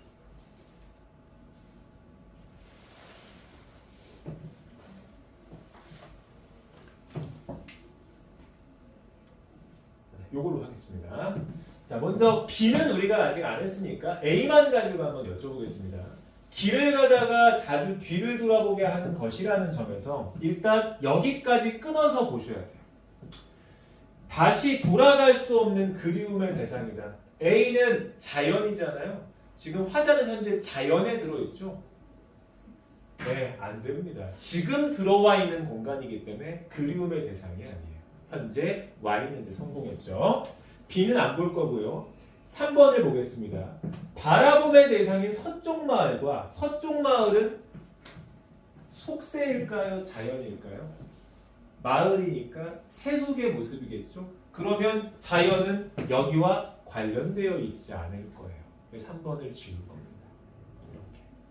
이렇게. 4번 30번이나 다짐을 했고 30번이나 포기했다는 건 가고 싶었지만 상황이 여의치 않았던 점이라는 점이 바로 내면의 갈등을 보여주는 거 아니냐? 요 녀석이 정답이었어. 30번 동안 하고 싶었지만 포기했어. 갈까 말까? 갈 수 있을까 없을까를 고민하게 만들었던 게 자연이기 때문이죠. 이렇게 보는 겁니다. 마지막 5번까지 보겠습니다. 사물들을 내려다보아 촉발된 것이라는 점에서 자기 연민의 성격을 갖는다. 자기 연민은 자기가 스스로 불쌍해하죠. 그러면 그렇게 오고 싶었던 자연에 오는데 성공했죠. 만족하겠죠. 불쌍함이 아니라요. 이렇게 근거내는 거. 그러니까 이게 아이들은 보통 이런 방식이 없으면 어떻게 생각하냐면 이걸 1대1의 의미로 매칭해요. 구체적인 의미랑 구체적인 의미끼리 매칭하는데 딱 맞아떨어짐이 보통 잘 안 느껴져요. 그래서 아이들이 이런 문제를 굉장히 어려워합니다. 이렇게 접근하는 게 이제 문제고요. 그 다음에 이제 마지막으로 34번에 대한 이야기를 한번 해드릴 텐데 34번이 요새 이제 보기 문제를 어떻게 보느냐에 따라서 정말 근거내는 방식이 깔끔해요. 보통 문학의 보기 문제는 선택지가 한 부분 다 끊깁니다. 100% 정답이 있습니다. 다 끊겨요. 왼쪽은 지문의 영역이고 오른쪽은 보기의 영역이에요. 그리고 마지막 지문의 영역에서는 판단하지 않습니다. 그러니까 맞았다 틀렸다가 없이 그냥 존재하는 친구예요. 그러니까 여기가 틀렸다 맞았다 고민하는 것 자체는 수능 국어를 모르는 친구입니다. 그냥 두시고 마지막으로 보기와 연결고리만 보는 게 근거입니다. 이렇게 보는 거거든요. 그러니까 이런 것들을 하나하나 모든 문학에 다 훈련돼서 연습해서 가야죠. 그래서 어머님들이 이제 가를 읽었으니까 제가 1번만 한번 얘기를 해보겠습니다. 쓰다둔 편지 구절과 버린 칫솔을 생각한다는 것은 여기까지 한번 끊으면 여기까지가 지문의 내용입니다. 판단하지 않아요. 그럼 어머니께 한번 여쭤보겠습니다. 쓰다둔 편지 구절, 버린 칫솔은 어디의 모습이죠? 속세의 모습인가요? 아니면 자연의 모습인가요? 네, 속세의 모습이에요. 인가를 내려다보면서 생각한 거죠. 속세의 모습입니다. 그럼 앞부분이 속세의 모습을 갖다 걸어놨으니 뒷부분은 그럼 자연에 온전히 동화되지 않고 있는 거 어때? 너무 연결고리가 잘 이어지죠? 자연에 들어와서 속세를 기웃거리고 있죠. 완벽히 동화되면 잊었을 테니까 앞부분과 뒷부분의 연결이 괜찮구나. 그럼 맞다 하고 지나가요. 그러니까 아이들이 그게 안 되면 어떻게 생각하냐면 이걸 꼭 이음이랑 맞냐? 다른 의미가 있을 수도 있지 않나? 이런 방식으로 접근해요. 그건 수능의 본질적인 접근 방식은 아니에요. 끊어놓고 결과 결을 맞추는 거예요. 3번까지만 제가 한번 같이 보겠습니다. 발을 푼이 잘 보인다는 것은 여기까지 한번 끊어주시고 앞부분은 지문의 내용 건들지 않습니다. 그대로 두는 거예요. 우리가 근거내는 방식은 뒷부분과의 연결고리. 발을 푼이 잘 보인다. 발을 풀고 들어온 공간은 여기네요. 청산에 와서 발을 푼 거죠. 자연에 와서 발을 푼 겁니다. 그럼 앞부분이 자연과 관련된 부분이니 다음 부분 자연에 친숙해지는 겁니까? 라고 물어보면 연결고리가 잘 지어지죠. 이런 방식으로 아이들이 근거를 가지고 납득해서 문제를 푸는 겁니다. 감이 아닙니다. 국어는. 그래서 이런 걸 45문제에 다 훈련을 하게 되어 있고요. 글을 읽는 과정, 푸는 과정, 어려운 문제에 근거내는 과정을 다 연습하고 가는 게 사실 국어의 가장 핵심입니다. 그래서 저는 사실 이제 아까도 말씀드렸지만 뭔가 무책임하게 그냥 읽고 그냥 풀면 정답 나와 이렇게 하는 건 국어의 본질이 아니라고 생각하고요. 그 다음에 두 번째로는 국어가 일타 선생님들이 없어요. 영어나 수학은 요새 TV도 많이 나오더라고요. 점유율 50%를 넘는 일타 선생님들이 계십니다. 국어는 점유율이 50%는커녕 20%씩 가지고 계신 선생님들이 보통 인간계에서 5명, 6분이 계세요. 그럼 왜 국어는 압도적으로 잘하는 사람이 없는가? 그게 아니라 국어는 다 방법이 다르기 때문에 아이들한테 맞는 방법이 다릅니다. 그래서 어떤 수업을 어떻게 듣는다 그거 자체는 사실 아이들이 선택하는 거고 아이들에게 맞는 방식을 취하면 되는데 단 이런 방식의 수업은 안 됩니다. 지문을 해설해주고 있고요. 지문을 이해시켜주는 과정은 아이들에게 정말 필요하지 않습니다. 지문을 읽을 때 해야 될 사고, 목적을 달성하는 방법이 필요하지 이 지문을 씹어서 넘겨주는 건 내신 수업과 다르지 않습니다. 그래서 아이들이 사실 이게 더 편하거든요. 근데 편함에 익숙해지면 정말 본질적인 걸 하기가 어렵죠. 그래서 나중에 이제 어머님들이 곧이죠. 이제 아이들이 시험이 끝날 날이 얼마 안 남았으니까 선택을 하시고 공부를 시키고 그 과정을 어머님들이 들여다보시고 점검하실 때 나름의 기준이 되셨으면 좋겠습니다. 제가 준비한 건 여기까지고요. 다음에 논술이랑 입시 관련해서 말씀을 해주실 선생님 모시겠습니다. 감사합니다. 오늘의 메인 입시하고 논술 설명해 드리겠습니다. 저도 12월 1일 날 파이널 딱 끝나고 너무 힘이 들어갖고 힘들어 죽겠는데 또 설명에 막 여기저기 끌려다녀야 되고 정말 힘든데 그럼에도 불구하고 그 시점이 그러니까 12월 우리 시점이잖아. 이 시점에서 우리가 어떻게 입시 전략을 짜는지에 따라서 완전히 어떻게 보면 학생들이 완전히 좀 달라진다라고 생각을 하셔야 돼요. 그래서 지금 12월 1일 같은 경우 논술이 끝났고 12월 6일 날 수능 발표했죠. 수능이 올해 수능의 어떤 특징을 들면 수능이 그렇게 어렵지는 않았다는 게 작년에는 많이 어려웠었는데 올해는 어렵지는 않았다는 거. 그 다음에 오늘 드디어 논술로 성균관대가 드디어 합격자를 처음 발표를 했고 저희 학원에 제가 분당하고 서북에서 8명 밑으로 아이들 한 반에 받아갖고 개인별로 논술을 진행을 하는데 가장 많이 쓰는 대학이 성균관대를 가장 많이 써요. 왜냐하면 탐구, 영어, 탐구, 국어 이렇게 해갖고 맞춰갖고 갈 수 있는 최고의 대학이 성균관대이기 때문에 보통 제가 전체 한 50명 가르치면 지금 한 20명 정도 올해 성균관대를 썼는데 20명 중에 올해 같은 경우에는 제가 파이널 진행할 때 16명 왔고 16명 중에 그냥 4명은 최저를 못 맞춘 거죠. 16명 중에 지금 올해 이제 합격했다고 연락 온 애들이 민석, 그 다음에 정윤이 한 4명 정도 합격했다고 연락이 왔고 내일 정도면 한두 명 정도 더 오지 않을까. 그래갖고 보통 어머님들 같은 경우는 논술로 합격하기가 어렵지 않느냐, 논술이 높도냐 이렇게 얘기하는데 그렇지 않다라고 보시면 돼요. 그래서 제가 입시 전반에 대해서 이 시점에 대부분 고등학교 2학년 어머님들이니까 그 다음에 수지 지역하고 지금 수지 지역에서 제가 10년째 논술을 하고 있으니까 전체적으로 수지 수지에 대한 입지에 대한 어떤 변화까지 포함해서 전체적으로 말씀을 드리겠습니다. 12월 달에 가장 중요한 거 이제 아이들 기말고사가 다음 주에 다 시작을 하죠. 시작을 하면 어머님들은 이제 무엇을 해야 하냐면 12월 달에 우리 아이가 딱 정확하게 1년 남은 거잖아요. 그렇죠? 그런데 1년 남았다고 생각하는 순간에 어떻게 보면 입시는 실패했다라고 보셔야 돼요.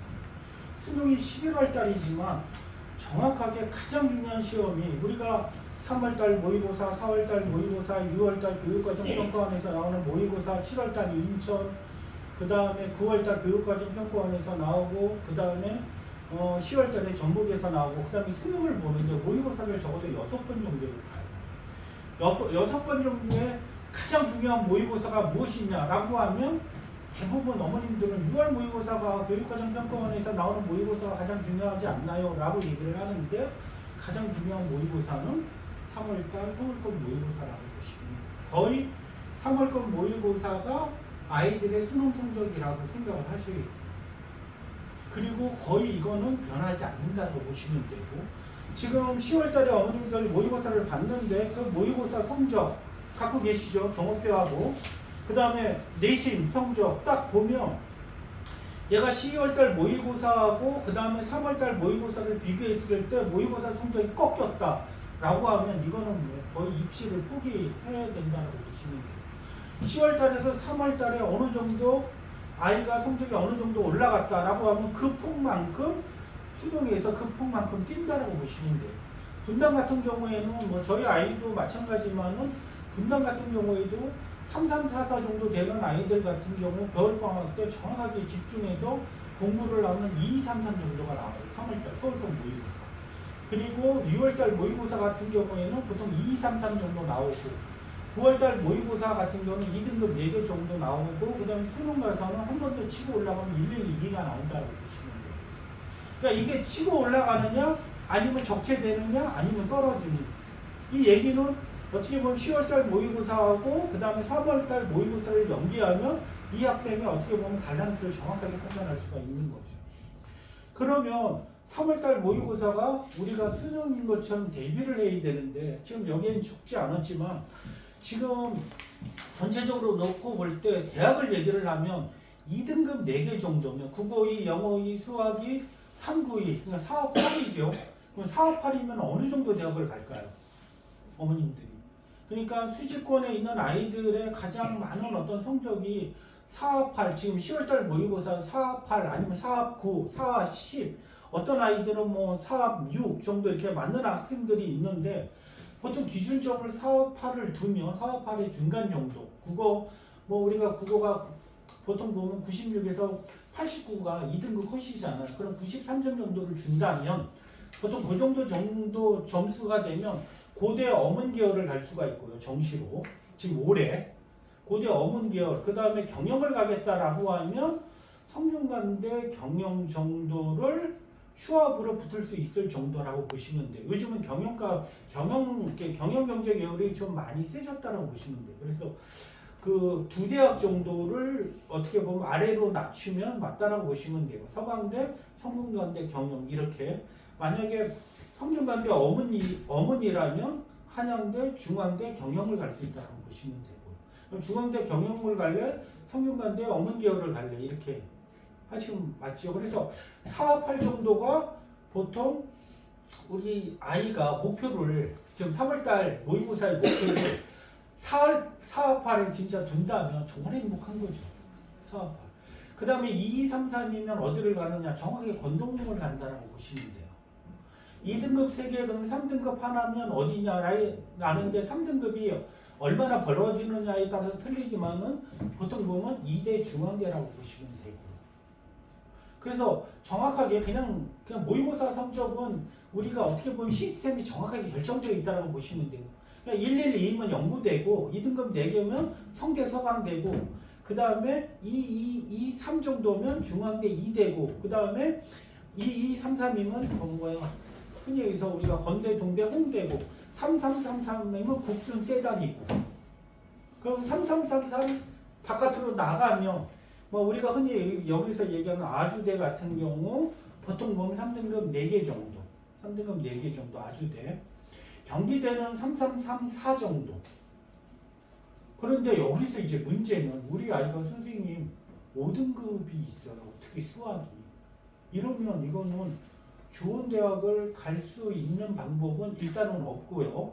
그러면 정시에서 3학 세 과목을 보는 학교들이 몇 군데가 있는데 가장 높은 대학으로서는 카톨릭대가 있고 그 다음 대학으로서는 수원대가 있고 근데 정시에 따라서 좀 틀리지만은 가천대 같은 경우에는 50, 40, 30, 20 이렇게 정시에 하거든요. 그러니까 가장 짧은 과목을 50, 가장 못 본 수학이라면 20 하니까 우리가 세 과목을 공부해서 가장 잘 갈 수 있는 과목은 보통 보면 정시로는 카톨릭대, 그 다음에 가천대, 그 다음에 수원대 이렇게 된다고 보시면 돼요. 그러면 이제 전체적으로 정시값으로 우리 아이가 어디를 가는지 지금 현재 어느 정도 나오는 거고요. 그러면 우리 아이가 이렇게 전체적으로 밸런스가 지금 정시값은 어떤데? 그럼 이제 수시, 내신을 대입해 보면 되죠. 내신 같은 경우 지금 수시권 같은 경우에는 4년 전부터 점점 떨어져 갖고 올해 2.2 정도가 돼야 가천대를 붙을 수 있을까 말까라고 보시면 돼요. 2.2, 2.1 가천대 그 다음에 요 인근에 있는 단국대 일반고 같은 경우 그러니까 흔히 해서 지방권에서 올라오는 학교들은 굉장히 세다라고 보시면 돼요. 그런데 만약에 선생님 경기대는 3등급 정도 3등급 초반 왜 그러냐면 경기대를 가기 위해서 올라오지는 않아요. 근데 단국대, 가천대, 아주대는 가기 위해서 지방권에 있는 내신 좋은 아이들이 올라와요. 그렇기 때문에 단국대, 가천대, 아주대까지는 2.2 정도 일반고 2.2, 2.1 정도가 돼야 합격을 보장할 수가 있고 그럼 쓸 수 있는 최고의 라인은 2.4에서 2.5라고 보시면 돼요. 2.4에서 2.5 쓰면 떨어질 확률이 70%, 붙을 확률이 30%라고 보시면 돼요. 그리고 건동, 홍 이런 데는 만약에 쓴다라고 하면 일반고 같은 경우 2등급 안쪽으로 들어오셔야 돼요. 그렇지 않으면 건동, 홍 같은 경우 쓰기가 힘들어. 선생님 우리가 눈에 보는 거는 뭐 건대 같은 경우도 2.4 나오고 뭐 동대도 2.4, 2.5 뭐 많게는 2.8 나오는데 이거는 특목고 애들을 간과했다라고 보시면 돼요. 특목고 애들은 3, 4등급짜리 애들이 건동공을 쓰거든요. 그럼 3, 4등급 보통 여기서 가장 가까운 특목고가 동탄국제고죠. 동탄국제고 같은 경우 보통 4등급에서 5등급짜리들이 건동홍을 써요.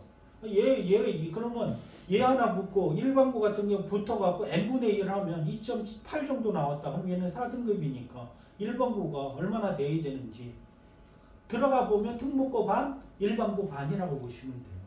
그러니까 그런 부분에서 내신을 찢어먹게 하는 여기 홍천고, 풍덕고, 수지고, 신봉고 여기 내신으로 갈 수 있는 학생들은 정확하게 5%에서 10%라고 보시면 돼요. 저도 뭐 아이를 키워봤지만은 저도 뭐 집사람이 뭐 수시 교과 종합으로 뭘 잡기 위해서 진짜 대단한 노력을 했지만 우리 아이 같은 경우도 정확하게 2.6 나왔거든요. 분당에서 2.6이면 정말 잘 나온 거죠. 2.6이면 2.6 나왔는데 학교 갔더니 단국대 어렵다 이렇게 얘기를 하니까 3년 전에 그러면 이거 2.6으로 합격하려면 어디를 집어넣어야 돼요? 라고 얘기했을 때 뭐 수원대 이렇게 얘기를 했으니까요. 근데 정시는 그 점수를 초과하니까요. 수시권에 있는 학생들의 대부분은 어떻게 보면 정시값이 어떻게 보면 내신값보다 더 높다는 거예요. 그리고 수시권에 있는 아이들도 점점 학생부 교과 종합이 점점 줄어들고 순으로 가는 확률이 훨씬 더 높아졌죠. 홍천고 같은 경우는 작년 뭐 서울대 같은 경우 뭐 보통 한 6명에서 10명 사이를 보내면 그 중에 옛날에는 50대 50으로 수시 뭐 50, 정시 50이었다면 보통 보면 지금은 수시 10%, 정시 90% 이렇게 바뀌고 있어요. 분당은 옛날부터 바뀌었고 박생고 같은 경우야 뭐 거의 정시로 가는 거고요. 분당 그런데 이제 수지도 거의 이제 어떻게 보면 정시 외에 그러니까 10%를 제외하면 정시 외에 갈 수 있는 어떻게 보면 학교가 없다고 이렇게 생각을 하시면 돼요. 왜냐하면 뭐 어머님들도 이 수시고를 선택했을 때 아니 이 수시 지역을 선택을 했을 때 어차피 내신은 찢어 먹을 거라고 생각을 했을 거고 그럼에도 불구하고 내신을 잡기 위해서 얼마나 많은 노력은 했지만 사실 자녀가 안 되는 거잖아요. 안 되는 게 아니라 잘하는 새끼네들이 사실 너무 많아요. 분당도 아이가 와서 얘기하는데 공부 안 하는데 쟤는 왜 이렇게 저렇게 성적이 잘 나오는지 자기는 죽어라고 하는데 그런 아이들도 많고 하니까 이런 부분에서 12월 달에 제가 말씀드리는 것은 가장 좋은 무기는 사실 지금 이 지역 같은 경우는 학원도 뭐 대치동에 딸리지도 않고 분당에 딸리지도 않고 지금 대치동 분당 오는 뭐 선생님이 수지하고 똑같이 오니까 학원은 뭐 수지가 전국에서 접근도 이런 걸 따져봤을 때는 저도 뭐 대치동하고 분당 나가고 있지만 최고라고 보시면 돼요. 이렇게 밀집돼 갖고 이렇게 어떻게 보면 한 곳에 있는 곳이 가장 없고 특히 분당은 뭐 정자동이 비싸다 뭐 분당은 정자동, 서현동, 임해 이렇게 세 군데 학원이 나눠 갖고 있지만 정확하게 놓고 보면 수지는 지금 요 지역군이 없기 때문에 어떻게 보면 임대료도 여기가 훨씬 더 높아요. 수지가. 그런 부분에서 어떻게 보면 어머님들은 정말 좋은 혜택을 받고 있는 거죠. 그러니까 집값도 사실 비싼 거고요. 그런 부분에서 어머님들이 이제 성공을 해야 되잖아요. 특히 이과 어머님들은 진짜 이렇게 얘기하면 진짜 어머님들이 좀 그렇지만 이과 어머님들은 의대, 치대, 한의대, 수의대 그 다음에 약전 사실 못 보내면 이거는 진짜 요즘은 이렇게 얘기해요. 사업 8이면 약전, 수의대를 갈 수가 있다라고.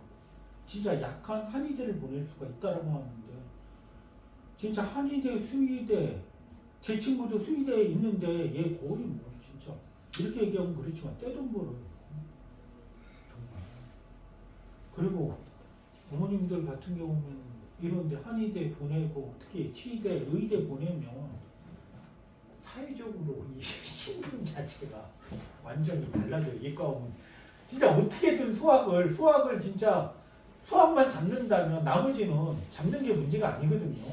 근데 수지 같은 경우는 아이 같은 경우 미적 선택하는 애들, 뭐 기하 선택하는 애들인데 대부분 미적을 선택하니까 미적이 어느 정도까지 나오는지 좀 판단을 하셔갖고 진짜 의대를 보낼 수 있는 어떻게 보면 최고의 기회다라고 생각을 하고 지금 하셔야 돼요. 오죽했으면 진짜 지금 요 시기에 의대, 치대, 한의대, 수의대 이거 못 보내면 정말 안 그래도 지금 여기 저희 학원에서 공부했던 서울대 가갖고 기계공학과 작년에 갔거든요. 지금 와갖고 지금 왔다 갔다 하는데 기계공학과 갔는데 기계공학을 공부하다 보니까 서울대 기계공학과 가면 이거는 바보인 거예요. 당연히 그 정도 점수 맞았으면 당연히 의대를 가야죠. 서울대는 아무리 좋다라고 해도 그냥 무조건 지방에 있는 약대 밑이라고 보시면 돼요. 그리고 신분 자체가 달라요. 서울대 나 기계공학과 나왔어. 나 약전 나왔어. 이거 완전히 다른 거죠. 그래서 어떻게든 어머니들 지금 이 12월 달만 잘 요 겨울방학 때 요 때만 좀 잘 보낼 수 있다면 정말 진짜 지금 굉장히 좋은 시기를 지금 맞고 있다라고 생각하시면 됩니다. 그래서 12월 달에 어머님들이 할 수 있는 건 딱 세 가지. 첫 번째는 제가 이제 말씀드리는 것은 어머님들 같은 경우 아이의 정확한 10월 정오표 있으니까요.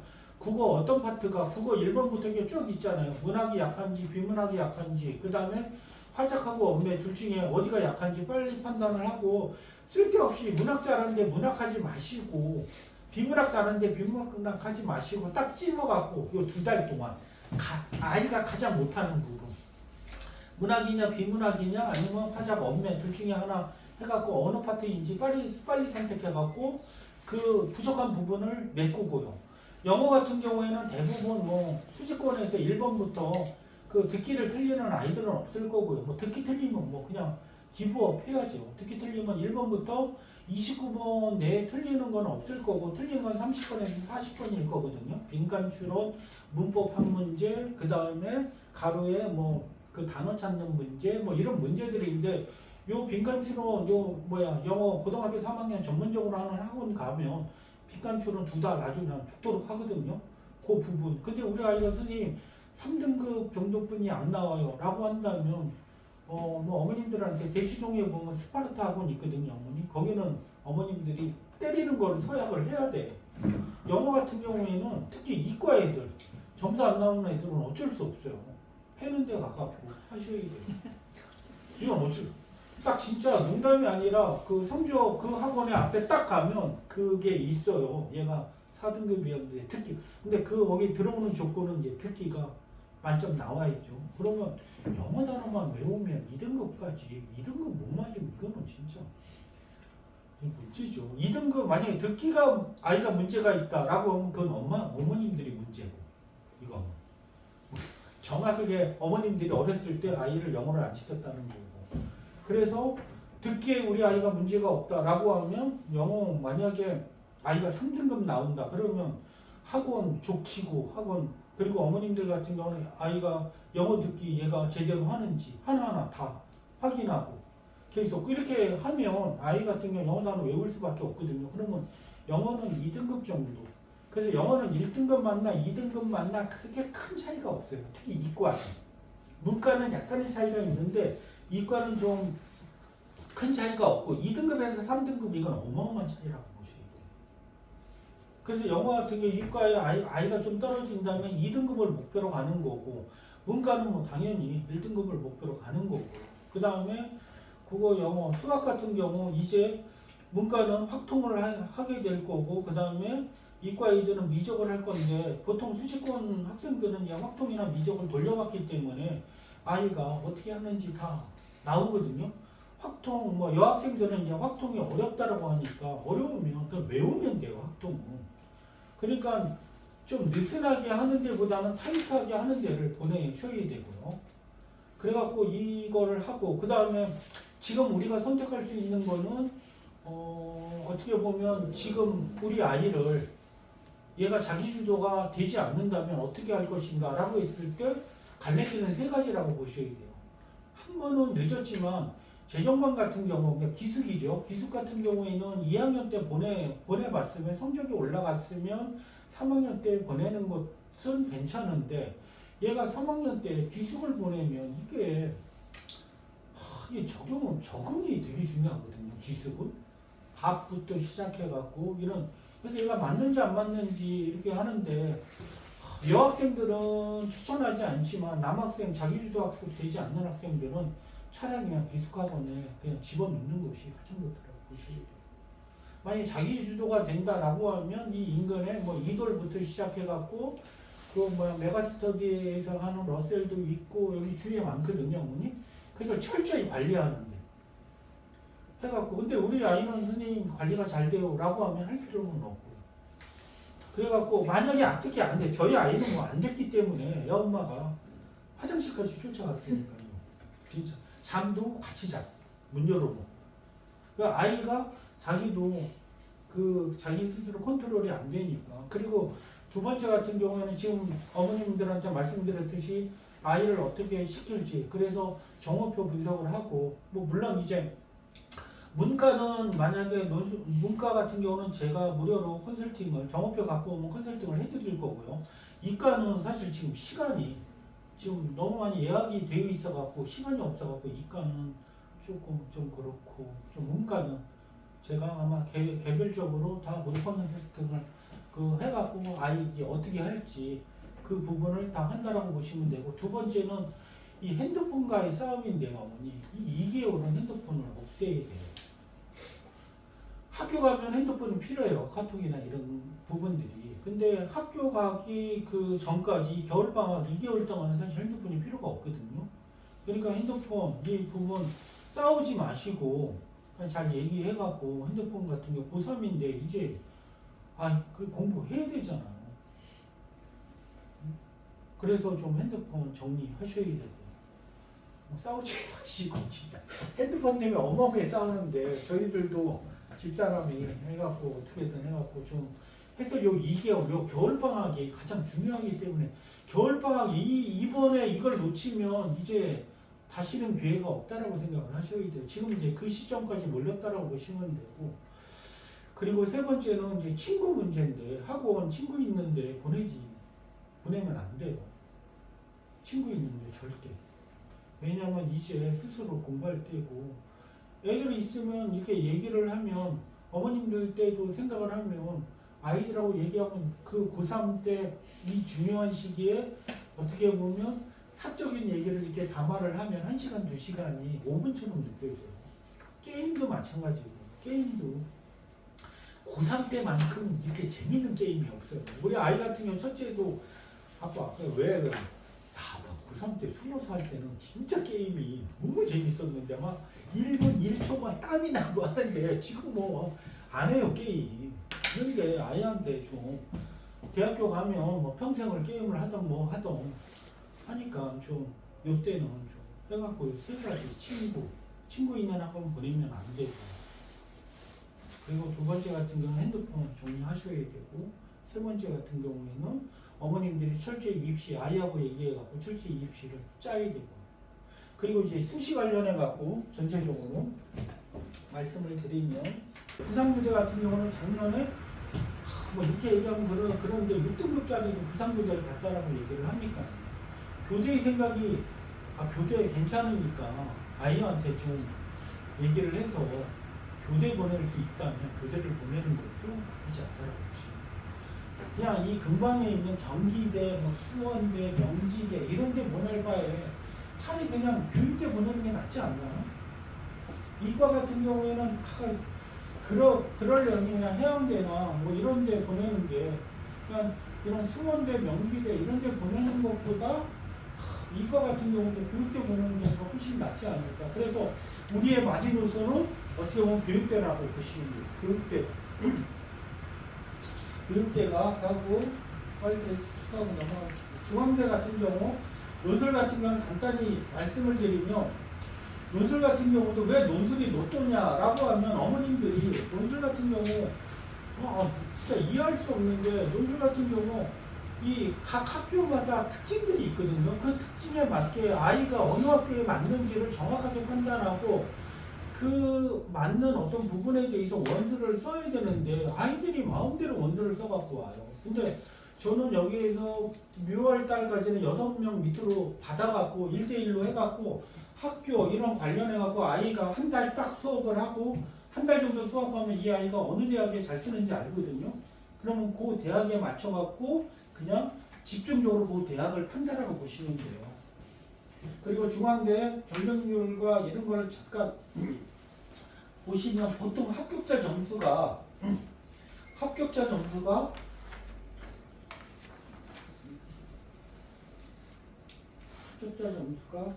보면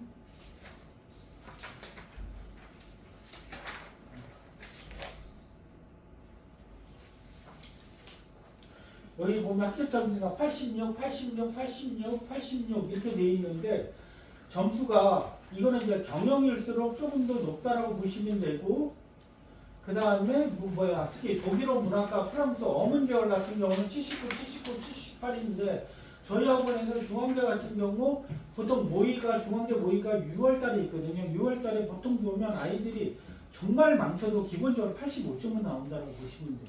중앙대 같은 경우는 3년 동안 제가 중앙대를 많이 쓰지는 않아요. 원서를. 근데 중앙대는 논술로 3학 6을 마친다면 합격하기가 정말 쉬운 학교라고 보시면 돼요. 특히 이대 같은 경우에는 보통 40대 1하는데 2대 3학 6을 맞추는 비율이 10%가 채 안 되거든요.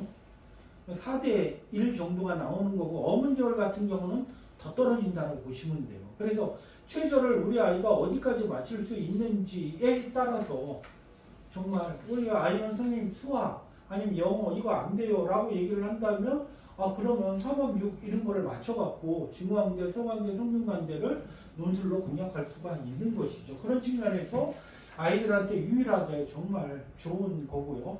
경쟁률을 잠깐만 보시면 작년 건데 실질 경쟁률인데 전체적으로 놓고 보면 경쟁률 키를 잠깐만 보시면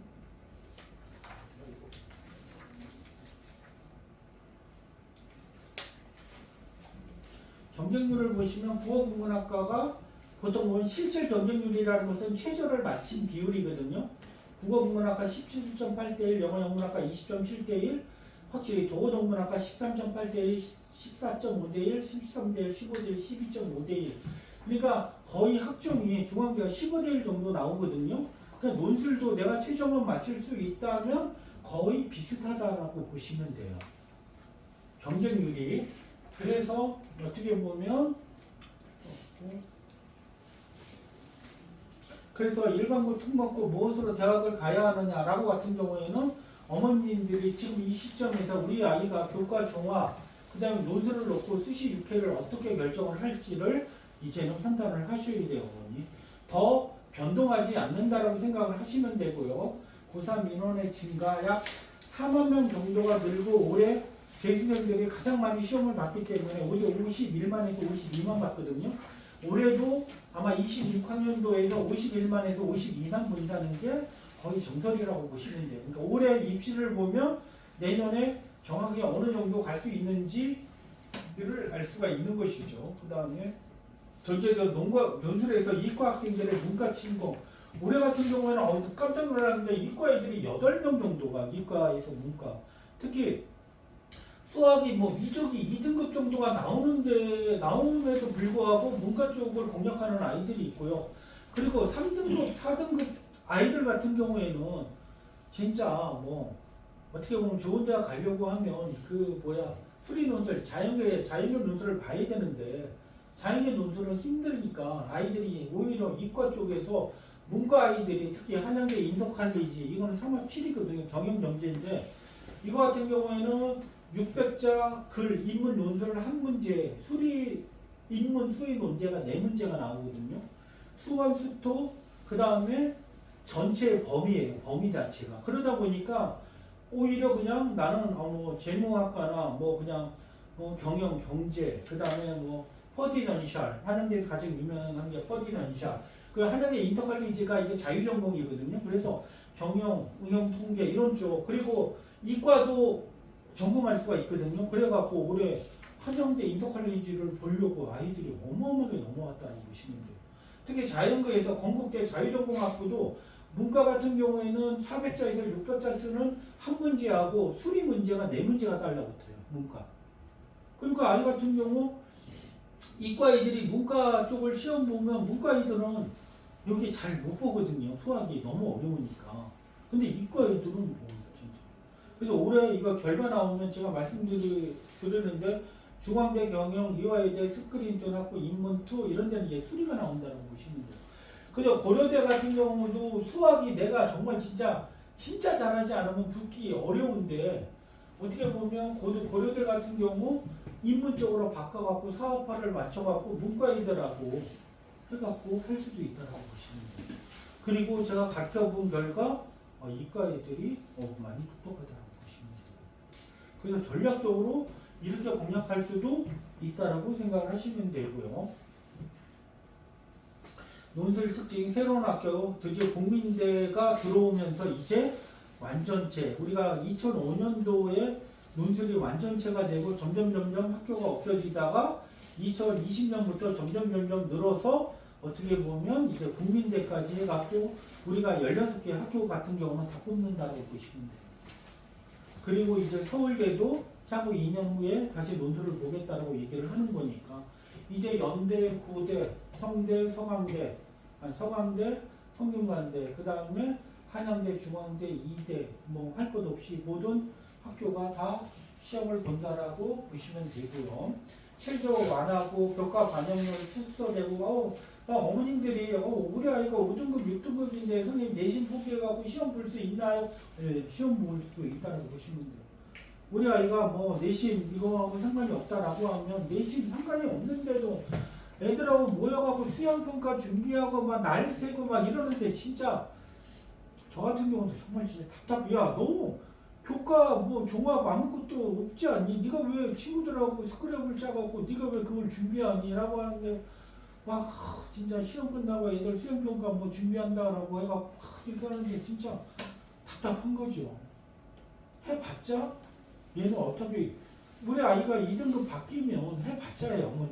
그러니까 그런 부분에서 좀 어머님들이 하고 괜히 어떻게 보면 죽은 뭐 내신이나 교과가 죽었다라고 하면 정말 뒤도 돌아보지 않고 정시 그냥 논술로 달려가는 것이 가장 좋다라고 보시면 되고 2025학년도 논술대학 특징을 정리를 했는데 일단 고등학교 선생님들이 문제를 감수하면서 많은 변화가 일어났고 논술의 난이도가 진짜 이렇게 얘기하면 그렇지만 어머님들도 정확하게 3개월에서 저도 시험을 보러 가거든요.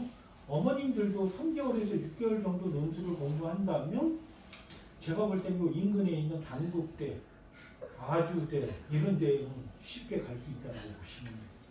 그만큼 논술이 쉬워졌어요. 진짜. 그런데 논술을 배울 수 있는 곳이 그러면 어디 있냐라고 하면 정말 대한민국에서 저도 제 양력을 보면 뭐 대학 외고부터 시작해갖고 지방권에 있는 학교까지 가갖고 수업을 했지만 지방권에는 논술을 배우고 싶어도 논술을 못 배워요. 선생님도 없고 저 같은 경우는 지방권 뭐 충원고 충주에 있는 학교만 가더라도 아이들이 35명에서 40명이 들어와요. 지금 35명 40명 수업을 하는데 뭐 애들이 맨날 질문하는데 이 대학은 어디예요? 라고 하면 모든 선생님들이 대부분 성균관대 거 1번 문제를 하거든요. 그럼 성균관대란다라고 하면 선생님 저는 3학년 못 맞춰서 성균관대 못해요. 제가 맞춰줄 수 있는데 없나요? 이렇게 물어봐요. 개별적으로 하면 그걸 맞춰줄 수가 있는데 40명을 사실 다 어떻게 맞춰줘요? 근데 여기서는 이제 6명 밑으로 받고 있기 때문에 그러니까 6월 모의고사 전까지는 6명을 받고 있기 때문에 아이들에게 맞게끔 대학을 선정을 해갖고 아이들에 맞게끔 수업이 진행된다라고 보시면 되고요. 지방권은 논술 접근하기 어려운 관계로 서울과 분당, 후지 정도 논술 서울도 그냥 대치동 정도 준비한다라고 보시면 돼요. 그래갖고 나중에 이 지역도 작년 같은 경우도 거의 뭐 수지고 같은 경우는 작년도에 뭐 논술로 대박 났다라고 얘기하고 막 하니까 논술이 오히려 원서만 잘 쓰면 정말 쉽게 논술대학을 갈 수 있다고 생각을 하시면 되고 저희 학원에서도 이대하고 중앙대는 거의 3년간 떨어져 본 애가 없다는 것이 최저를 마치면 그리고 쉽게 만약에 여학생이면 쉽게 뭐 대학을 가고 싶다 그럼 서울여대, 동덕여대, 덕성여대를 쓰면 그냥 쉽게 갈 수가 있다고 보시면 돼요. 왜냐하면 지금 말씀하시는 게 문과 논술. 문과 논술이요. 네, 다. 뭐 서울여대, 덕성여대, 그 다음에 동덕여대는 여기 가려고 지방권에서 올라오지 않고요. 그 다음에 특목고 애들이 공략하지 않고. 그러니까 내가 수지에서 논술을 배우고 일정 정도 서울여대, 덕성여대 기출문제를 어느 정도 풀고 딱 가면 그 학교에 대해서 기출문제를 풀고 오는 아이들이 많지가 않아요. 그러면 오히려 쉽게 갈 수가 있는 거고 작년 같은 경우 서울여대, 동덕여대, 덕성여대 6명 썼는데 6명 중에 5명이 2학치를 맞췄고 2학치를 마친 5명이 다 합격을 했으니까요. 여대 같은 경우 공략을 하면 쉬운데 그래서 올해 같은 경우는 아이 좀 더 여대를 지원하는 이게 조금 더 많아졌다고 보시면 되고 이번 주가 합격자 발표니까 그거는 이제 학점은 뭐 전체적으로 위기가 왔고 이게 왜 그러냐면 50대 50으로 그냥 지방권하고 서울 그러니까 대도시권하고 50대 50 그 티오권이 주어졌거든요. 근데 수능 16개 대학은 우리가 가려고 하는 16개 대학은 수능이 40%를 뽑고 논술이 15%를 뽑기 때문에 55%가 대도시권한테 준 거예요. 근데 여기에다가 교과 종합을 합격을 시킨다 이거는 지원금을 받지 않겠다라는 거예요. 그러니까 어떻게 보면 자꾸 이 수지 이런 어떤 대도시권에 있는 학생들이 어떻게 보면 학종으로 교과는 종합으로 가는 것이 점점 어려워지고 있는 것이죠. 그리고 자녀에게 맞는 논술대학 찾기인데 이게 가장 중요한 게 수시 6개를 쓰는데 선생님 저는 논술로 대학 갈래요. 그러면 논술로 대학 가는 게 중요한 게 아니라 논술에 나한테 맞는 학교들이 있어요. 이대 같은 경우 막 애들이 3학년 선생님 얘기 이대가 떨어져 본 적이 없죠. 저는 3학 6이 나오니까 이대를 쓸래요. 이라고 하는데 이대를 쓰기 위해서는 이대 1과 이대 2가 있거든요. 2는 아까 말씀드렸듯이 문제, 인문 문제, 두 문제에다 수리 문제가 3문제가 딸려요. 수학이 돼야 쓰는 거고 그럼 인문 1 같은 경우에는 영어 제시문이 나와요. 영어 제시문의 해석의 정도. 거기에다가 시간은 100분이고 3,200자를 써야 되기 때문에 100분 만에 3,200자를 써야 되기 때문에 반응 속도가 빠른 애들, 머리가 휙 돌아가는 아이들이 이대를 써야 돼요. 그래서 우리 학원에서는 이대를 떨어져 본 적이 없어요 라고 얘기하는 거는 이대를 붙을 수 있는 애들만 이대를 지원을 시키기 때문에 그래요. 그걸 이제 판단을 하는 거죠. 그래서 학교 같은 경우 다 특징이 있다라고 보시면 되고, 지원대학 샘플이 벌써 나왔지. 시간이.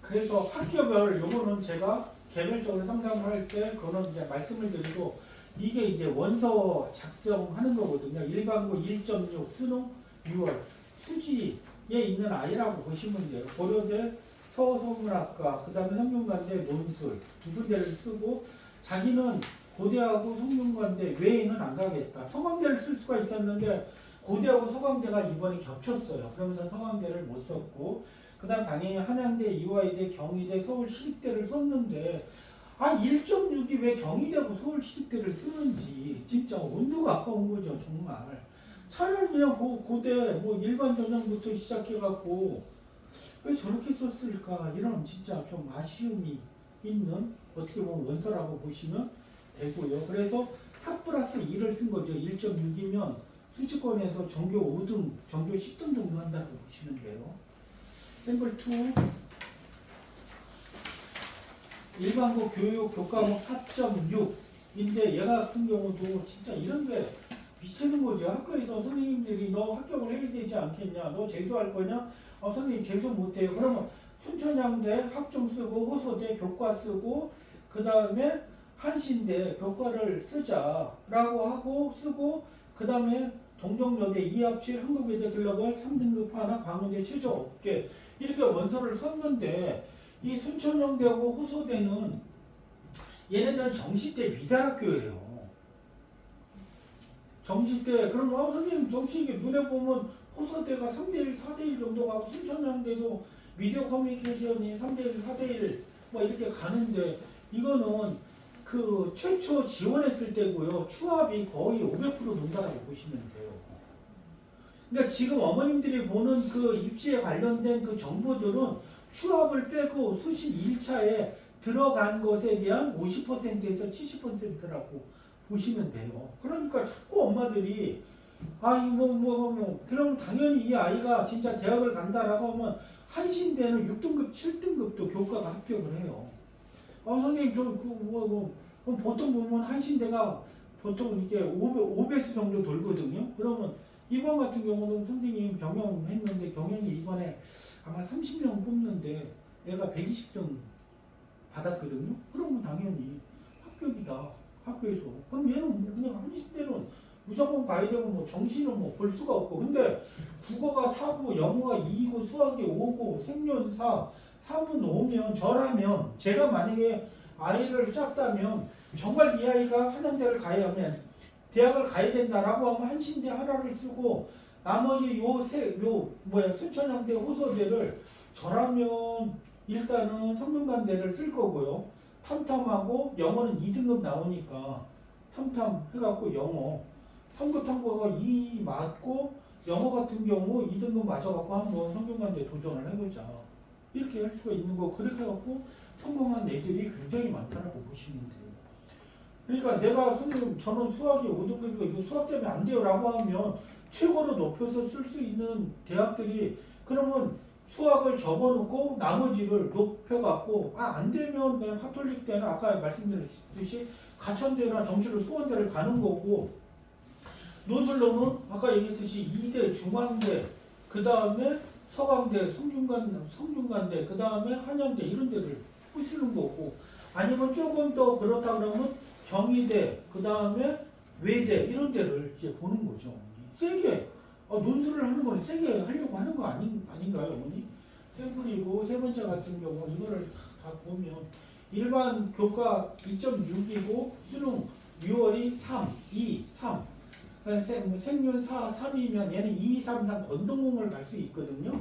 근데 학종으로 카톨릭대 쓰고 교과로 가천대를 쓰니 진짜 이 정말 진짜 이거 힘듭니다. 진짜. 얘 왜 그러냐면 학교에서는 우리 뭐 선생님들이 성당가면 학교에서는 야 카톨릭대 가천대를 써야 된다. 2.6인데 이것도 붙는지 못 붙는지도 모르는데 이렇게 쓰라는 것은 수능값이 너는 떨어질 것이다. 이렇게 예측을 하는 거예요. 그러니까 아이 같은 경우도 선생님 저도 불안한 거 6월 모의고사가 이런데 아니 왜 더 치고 올라갈 생각은 안 하고 떨어질 생각을 하고 원서를 쓰는지 진짜 그러면 아이 같은 마음가짐도 틀리죠. 당연히 3, 2, 3 이렇게 되면 저라면 이화여대 미래인재 쓰고 그 다음에 홍익대 학생부 우수자 정의 3화 8전형이 있거든요. 최저가 그러니까 이 학생은 최저가 있는 학종을 좀 쓰면서 논술을 섞어갖고 써야 되는데 그래도 중앙대 경영학부 논술을 쓴 거고 근데 여기도 경기대 쓰고 경희대 이게 두 군데 정도만 이렇게 하고 가천대 같은 경우에는 이제 자연적으로 이제 자기가 본다라고 하고 이렇게 원서를 썼는데 참 이것도 진짜 얘도 이과 학생이었는데 원서를 이렇게 썼으니까 아이가 조바심을 내는 것도 좀 그렇지만 진짜 원서 쓸 때 정말 잘 하셔야 되고 일반고 교과 5.1 이렇게 하고 6 4 영어 3 수학 6 이 학생 같은 경우에는 동국대 단국대 동덕여대 그 다음에 서울여대 네 가지를 쓰고 강남대 한신대 이렇게 썼으니까 이것 같은 경우에는 나쁘지는 않는데 좀 논술적으로는 좀 약하게 썼다고 보시면 돼요.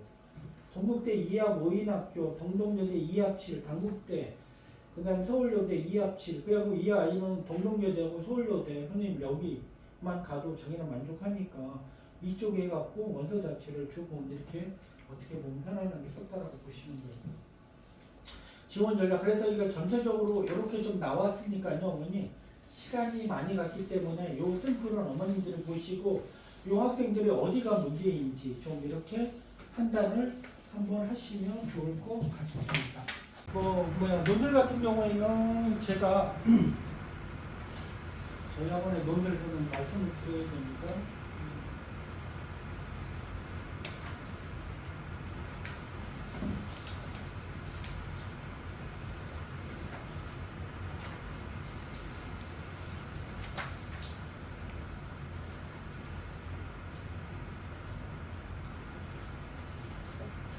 그래서 12월 28일 수지 같은 경우에는 28일 오후 토요일 오후 2시 28일 오후 5시 토요일 이게 잘못 나오네요.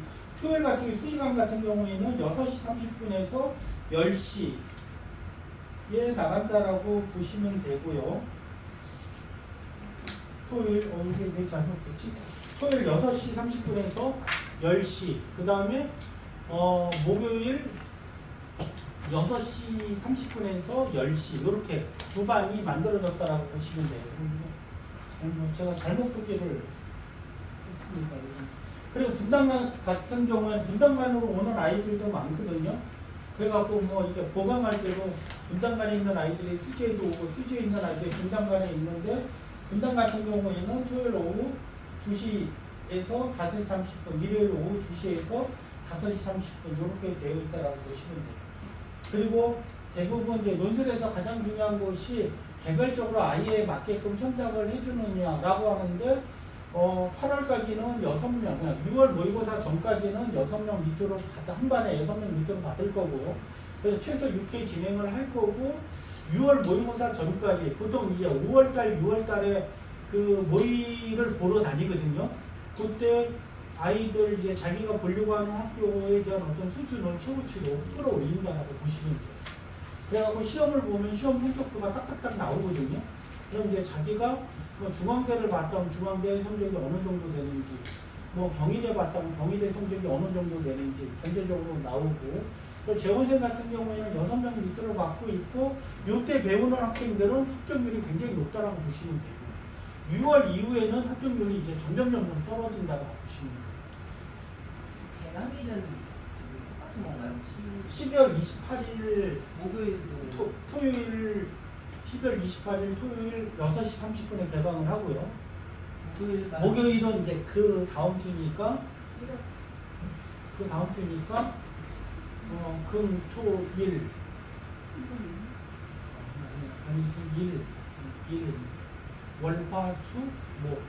1월 4일이 되겠네요. 맞지? 토요일이 1월 4일이고요. 일요일이 1월 5일인데요.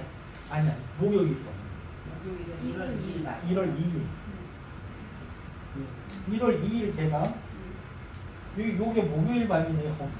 요게 좀 잘못됐고 요 시간표를 내가 다시 그냥 시간표는 정확하게 토요일 6시 30분에서 10시 일요일 그다음에 목요일 1월 2일 날 6시 30분에서 10시 이렇게 두 타임이 수지에 있다라고 보시면 돼요.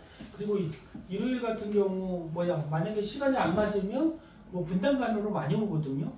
분단간에도 이렇게 시간표가 두 가지가 있다라고 보시면 되고요. 그래서 전체적으로 굉장히 좀 타이트하게 아이들 1대1로 하면 아이들 입시 관리부터 시작해갖고 진학 관리, 그 다음에 후시 지원 관리, 그리고 원서 쓰는 것도 제가 원서를 쓴다라고 보시면 돼요. 어머님들이 하는 건 아니고 아이 대학도 제가 지정해 줄 거고 아까 말씀드렸듯이 그 다음에 입시 전략도 제가 짤 거고 그 다음에 전체적으로 아이 같은 경우 과는 제가 결정하지 않지만은 계열까지는 제가 대학 계열까지는 제가 결정을 하고 계열 그 이후에 있는 어문 계열 쪽을 이제 공략할 것이라면 어문 그 계열 쪽에 아이가 이제 선택은 아이가 하는 거고요.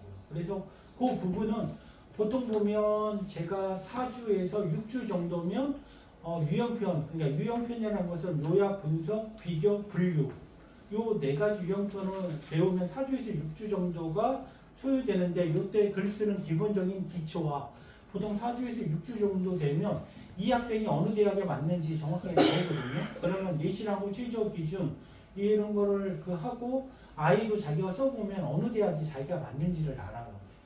그러면 아이하고 얘기를 하고 그 다음에 어머님들한테 4주에서 6주 사이에 전화가 갈 거고요.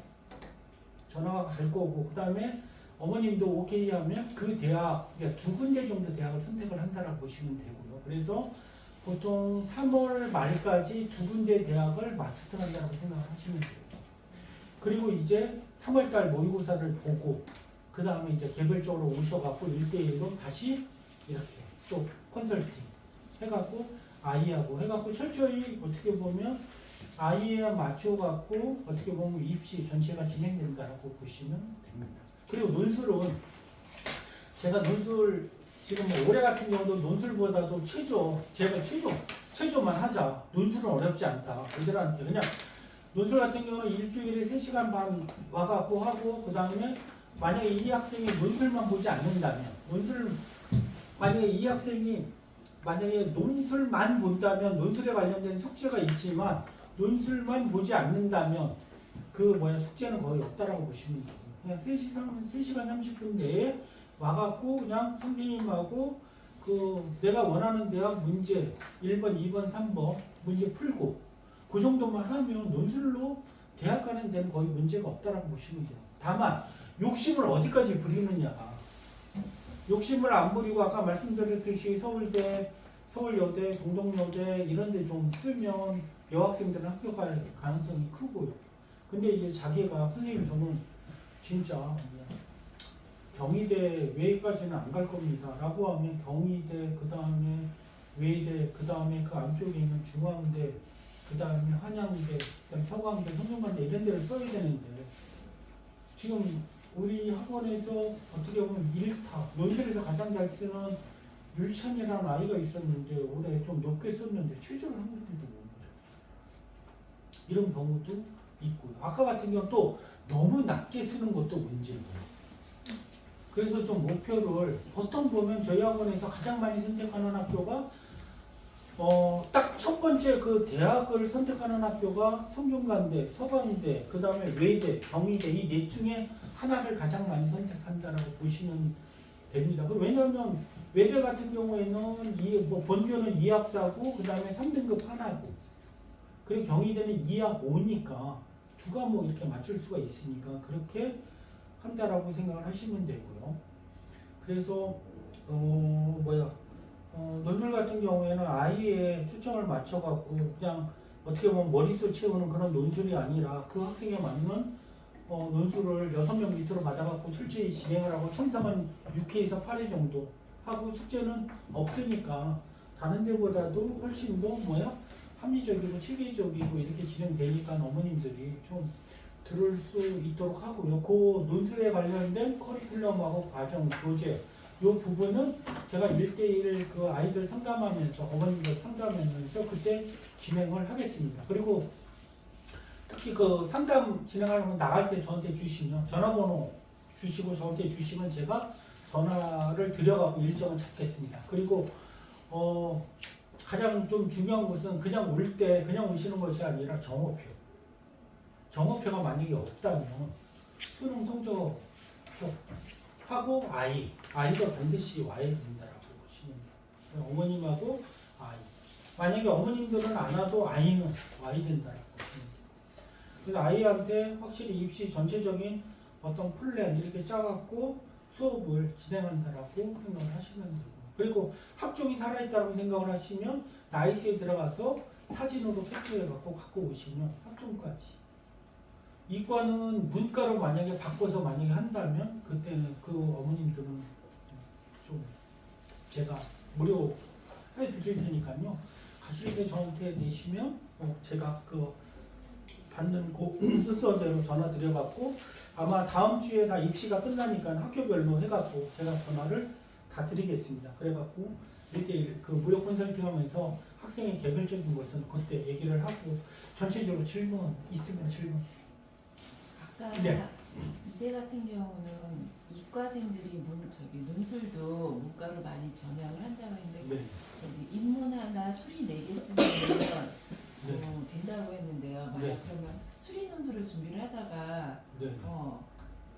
그러니까 자연계 수리 논술을 준비하다가 이제 전략적으로 이제 뭐 그런 대학을 쓰겠다 하면은 그럼 인문 논술은 언제 한 6월이나 그런 한달 학생들은 정도만, 보통 이제 만약에 예. 그렇게 해갖고 한 2군데 정도를 쓰겠다라고 하면 그냥 한 8월 달 정도에 와서 한 2개월 정도, 8주.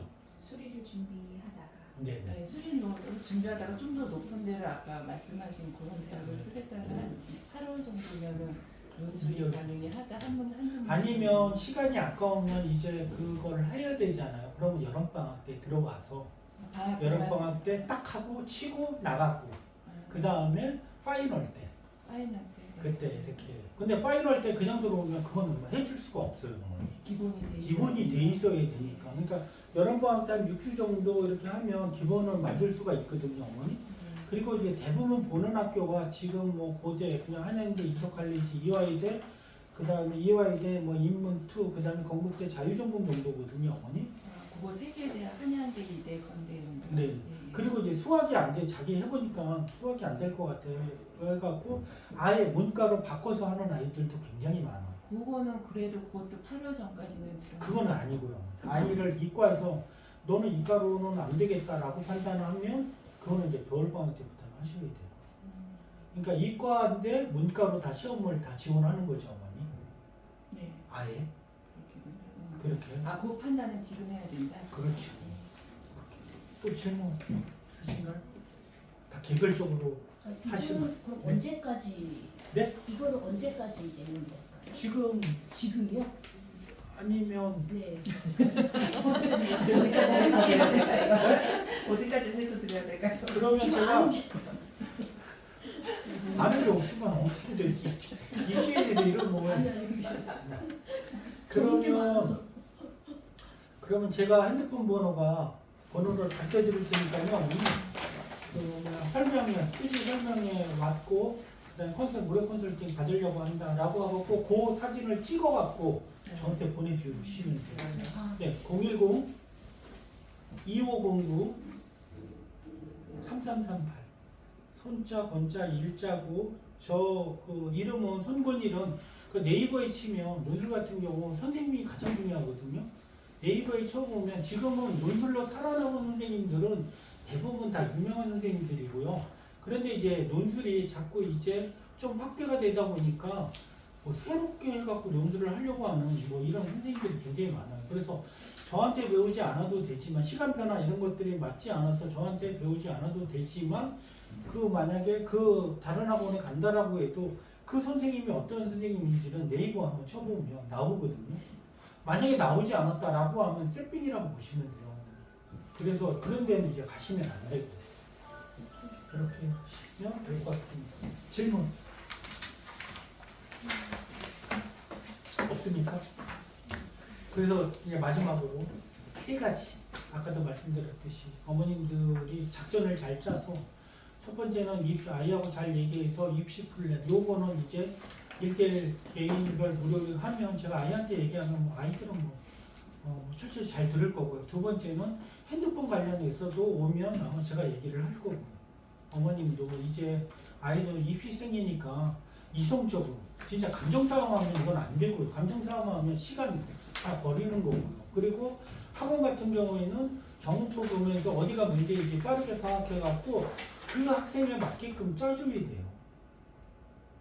아니면 그냥 또 겨울방학 그냥 보내는 거고. 그래서 얘를 어떻게 이 겨울방학 2개월, 3개월, 그냥 3개월 정도 되죠. 3월 모의고사 때까지 어떻게 이 아이를 할 것인지 빠르게 날카롭게 판단을 해갖고 그렇게 맞춰갖고 반드시 10월 모의고사보다는 다들 0.5등급씩 올리려고 좀 하셔야 되고 그 다음에 친구 있는 데는 될 수 있는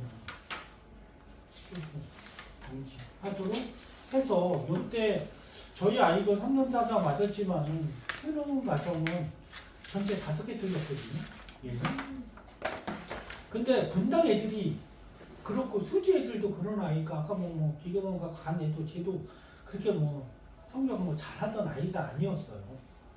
보통 보면 이때부터 달리면 그냥 수학만 어느 정도 나온다면 국어, 영어, 탐구 이런 거는 진짜 그거는 진짜 못 맞으면 좀 그런 거고 수학만 좀 2등급에서 3등급 정도 나온다면 지금부터 정신 차리고 달려간다면 제가 볼 때는 진짜 요즘처럼 대학 가기 편한 그 시기가 없다라고 생각을 하셔야 돼요.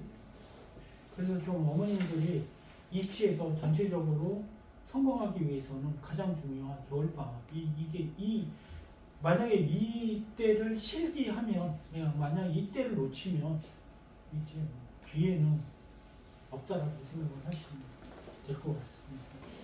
그래서 좀 어머님 자녀들이 성공할 수 있도록 저는 논술적으로 입시적으로 최선을 다하겠습니다. 이상 마치겠습니다.